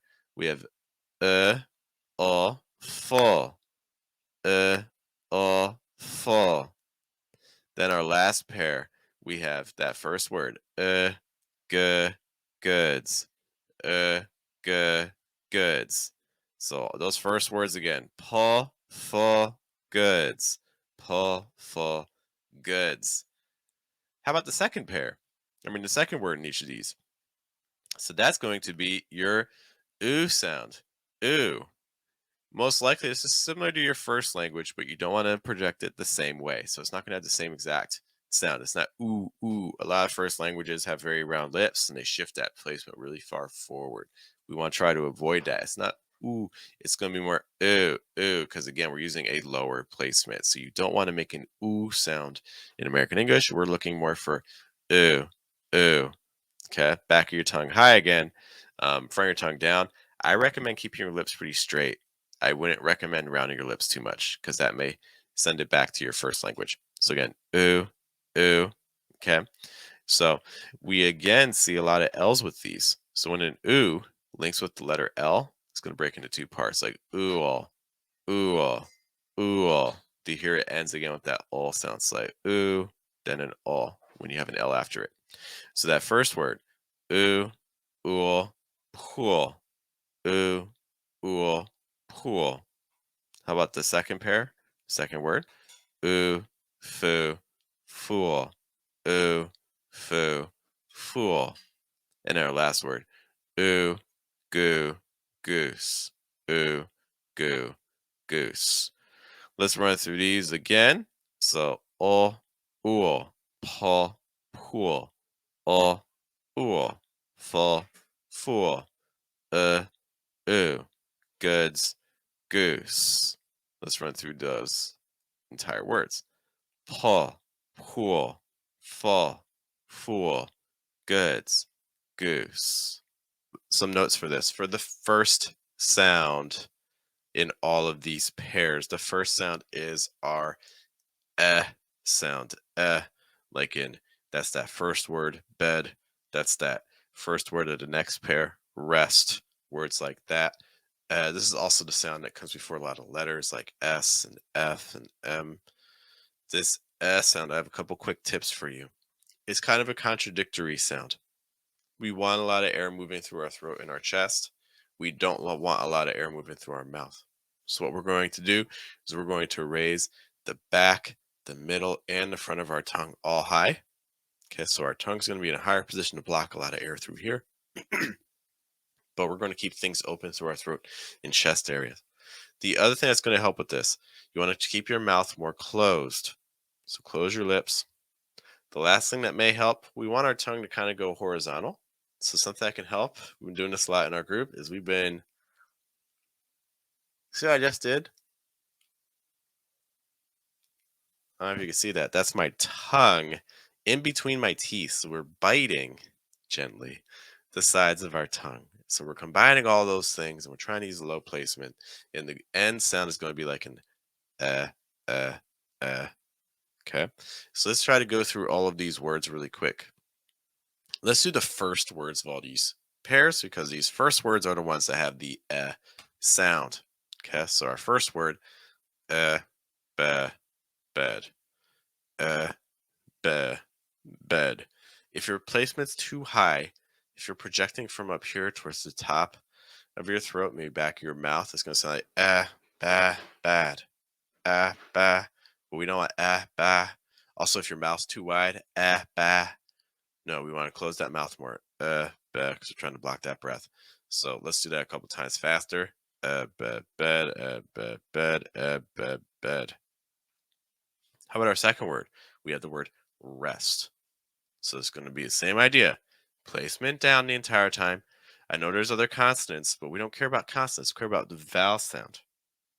So let's get that S sound really nice. It's like rest, rest, rest, rest. How our next word? Head. So we have head, head, head, head. Okay. Make sure you're not opening your mouth too wide on that H sound. So it's not ha. It's head. Our next word, mess. Mess.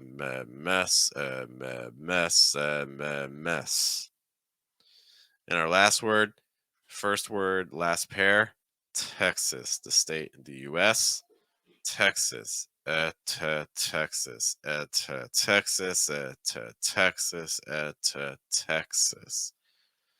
So those are the words. Let's just say them again. Bed, rest, head, mess, Texas. The other word is the sound. When you make this sound, something that you can see. See how big my tongue is? In my mouth, that's like all you see, right? Okay. Compare that, for instance, to the sound. See how much bigger my tongue gets? You can check yourself in the mirror as well. The reason that's happening is because the middle of my tongue is going to go high. The back and the front of my tongue are down. So again, it sounds like So that's going to be the second word for each of these. Make sure again your placement goes low. If you place this too high, it's going to sound like but we want This is a very American sound. Most languages do not have this sort of vowel. Let's do the second word in each pair. Bad. Bad.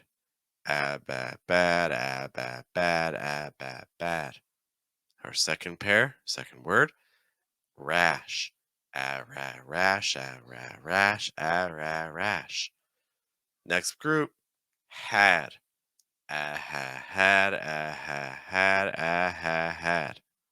Next one, mass. Mass. And our last one, taxes. Taxes. Taxes. Let's just do the words. Bad, rash, had, mass, taxes. Bed, bad. Bed, bad. Rest, rash.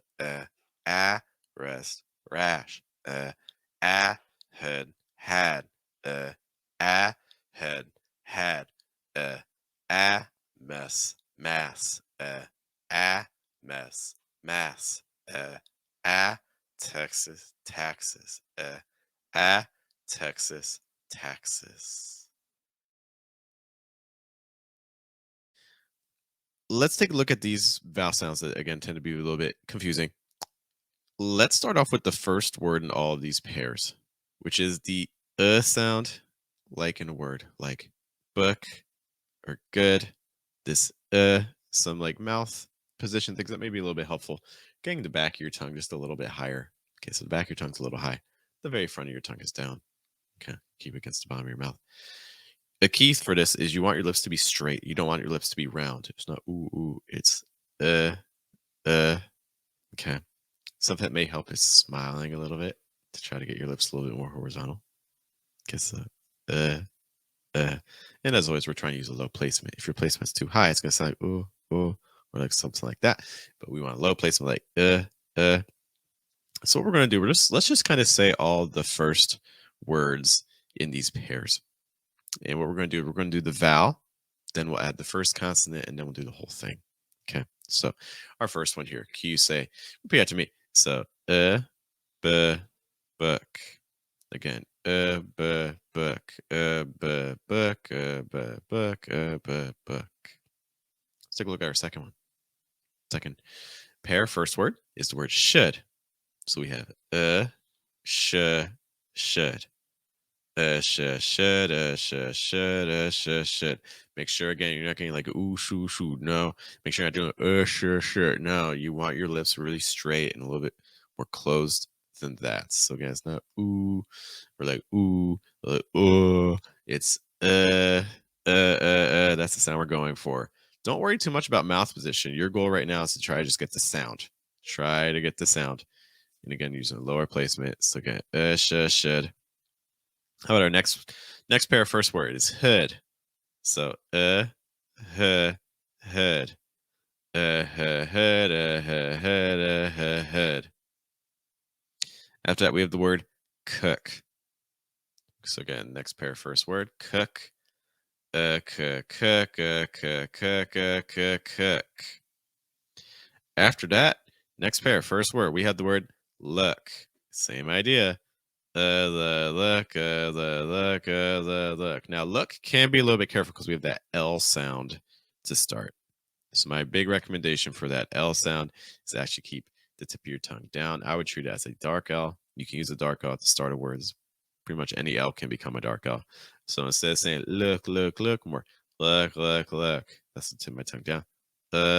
Let's just practice repeating that a couple times with the dark L. If you're not sure how to make a dark L again, the back of your tongue is high, the front of your tongue is down. I'm holding as pretty much the bottom of my mouth near my bottom front tooth. Look.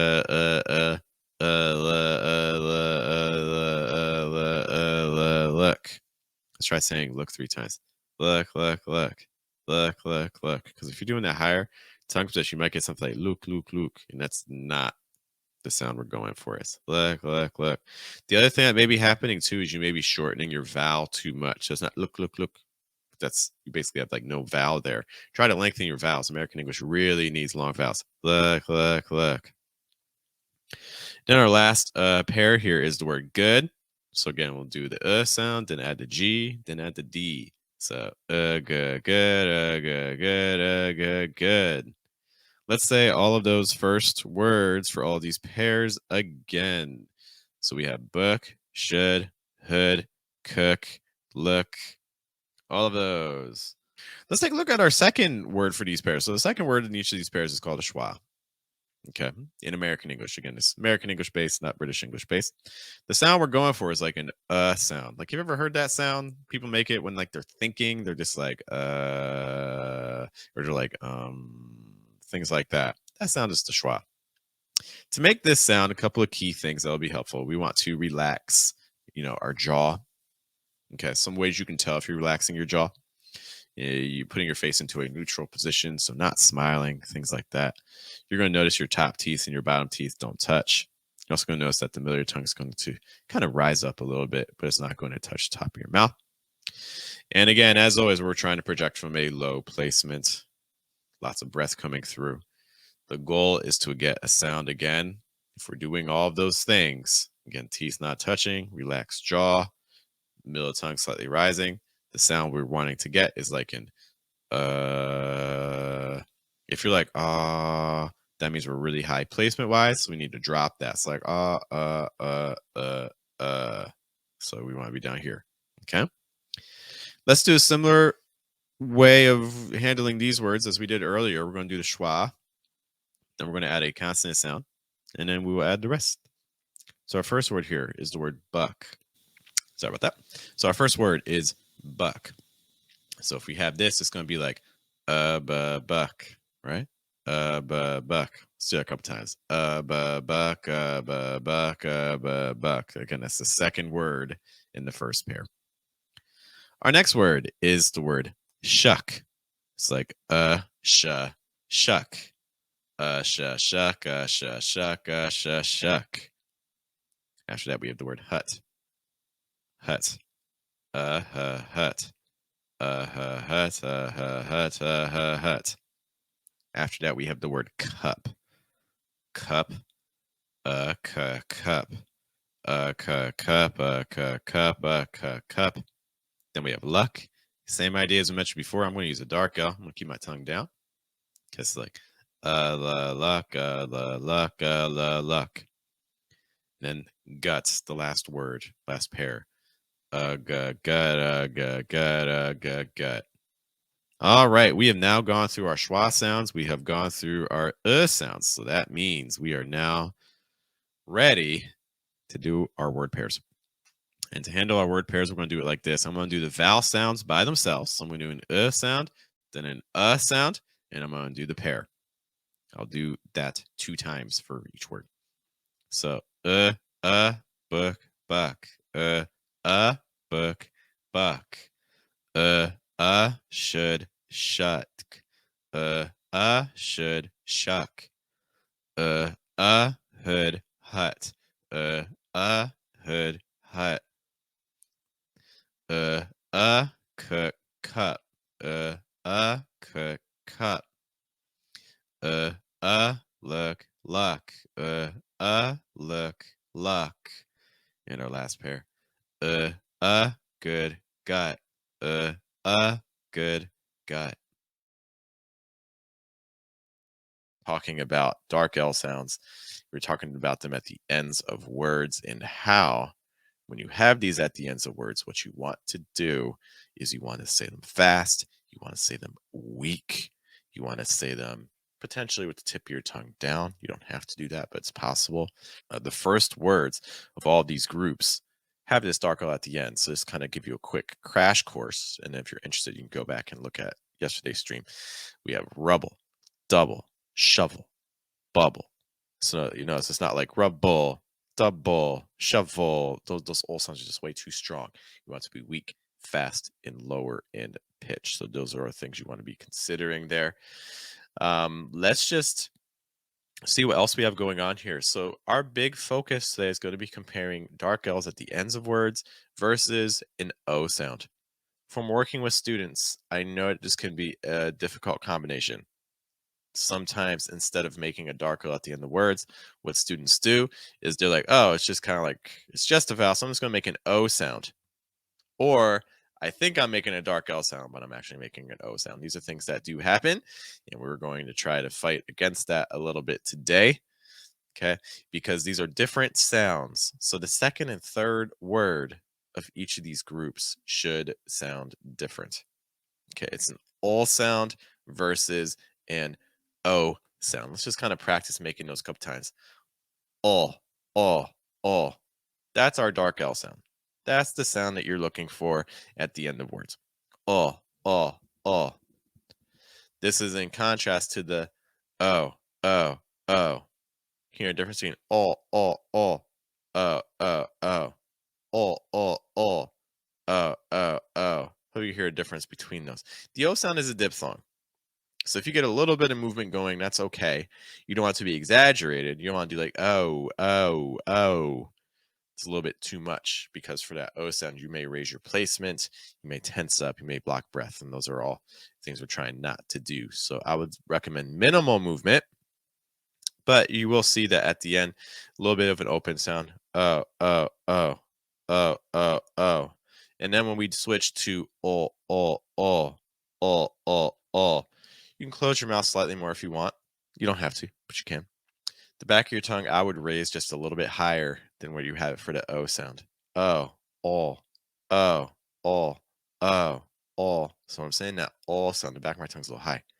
Again, if you don't know what a raised back of the tongue feels like, that's cool. Try making like a G sound. G. When you make a G sound, what do? You're raising the back of your tongue. G. That's the back of your tongue going high. Same idea you want for all. So it might be helpful to go from like a G to an all. It's like goal. I'm going from a G to a dark L sound. The words we're going to look at today. So we're going to look at just a dark L at the end of a word that comes after a consonant, 2-syllable word. So that means that dark L is going to be faster, lower in pitch, and weak. After that, we're going to have a dark L word. And then finally, we're going to finish with just an O sound. See how this goes? Make sure each of these sounds a little different. Let's take a look at our first word. We have rubble. Then we have roll. Then we have row. So we have rubble, roll, row. Let's say that like 3 times. Rubble, roll, row. Rubble, roll, row. Rubble, roll, row. I want to pay special attention to the last 2 words. Roll, row. Roll, row. Roll, row. If you're having trouble with that, when I'm saying row, I'm finishing with my lower jaw just a little lower. It's going down lower. Then when I say roll, my mouth's staying a little bit more closed. Roll, row. My mouth opens wider. Roll, row. Let's say that group one more time. Rubble, roll, row. Rubble, roll, row. Rubble, roll, row. Take a look at our second word. Word here. Double, dull, dough. Double, dull, dough. Okay, so we notice that again. Double, that bull sound really fast, right? Double. Then we have dull, dull, and we finish with dough, dough. Double, dull, dough. Double, dull, dough. Double, dull, dough. Let's just look at the last two words again. Dull. Then we have dough, dull, dough, dull, dough, dull, dough. We have shovel, shoal, show. Shovel, shoal, show. Shovel, shoal, show. Shovel, shoal, show. Let's look at those last two words. Shoal, show. Shoal, show. Shoal, show. So again, it's all, oh, all, oh, all, oh, shoal, show. Make sure again these sound different. And we have one last group for you guys. Bubble, bowl, bow. Bubble, bowl, bow. Bubble, bowl, bow. Notice again, let's pay special attention to those last two words. Bowl, bow, bowl, bow, bowl, bow. So you're comparing all with oh. All, back my tongue's a little higher. Oh, back my tongue drops a little bit. All, oh, all, oh, all, oh. Rubble, roll, row. Double, dull, dough. Shovel, shoal, show. Bubble, bowl, bow.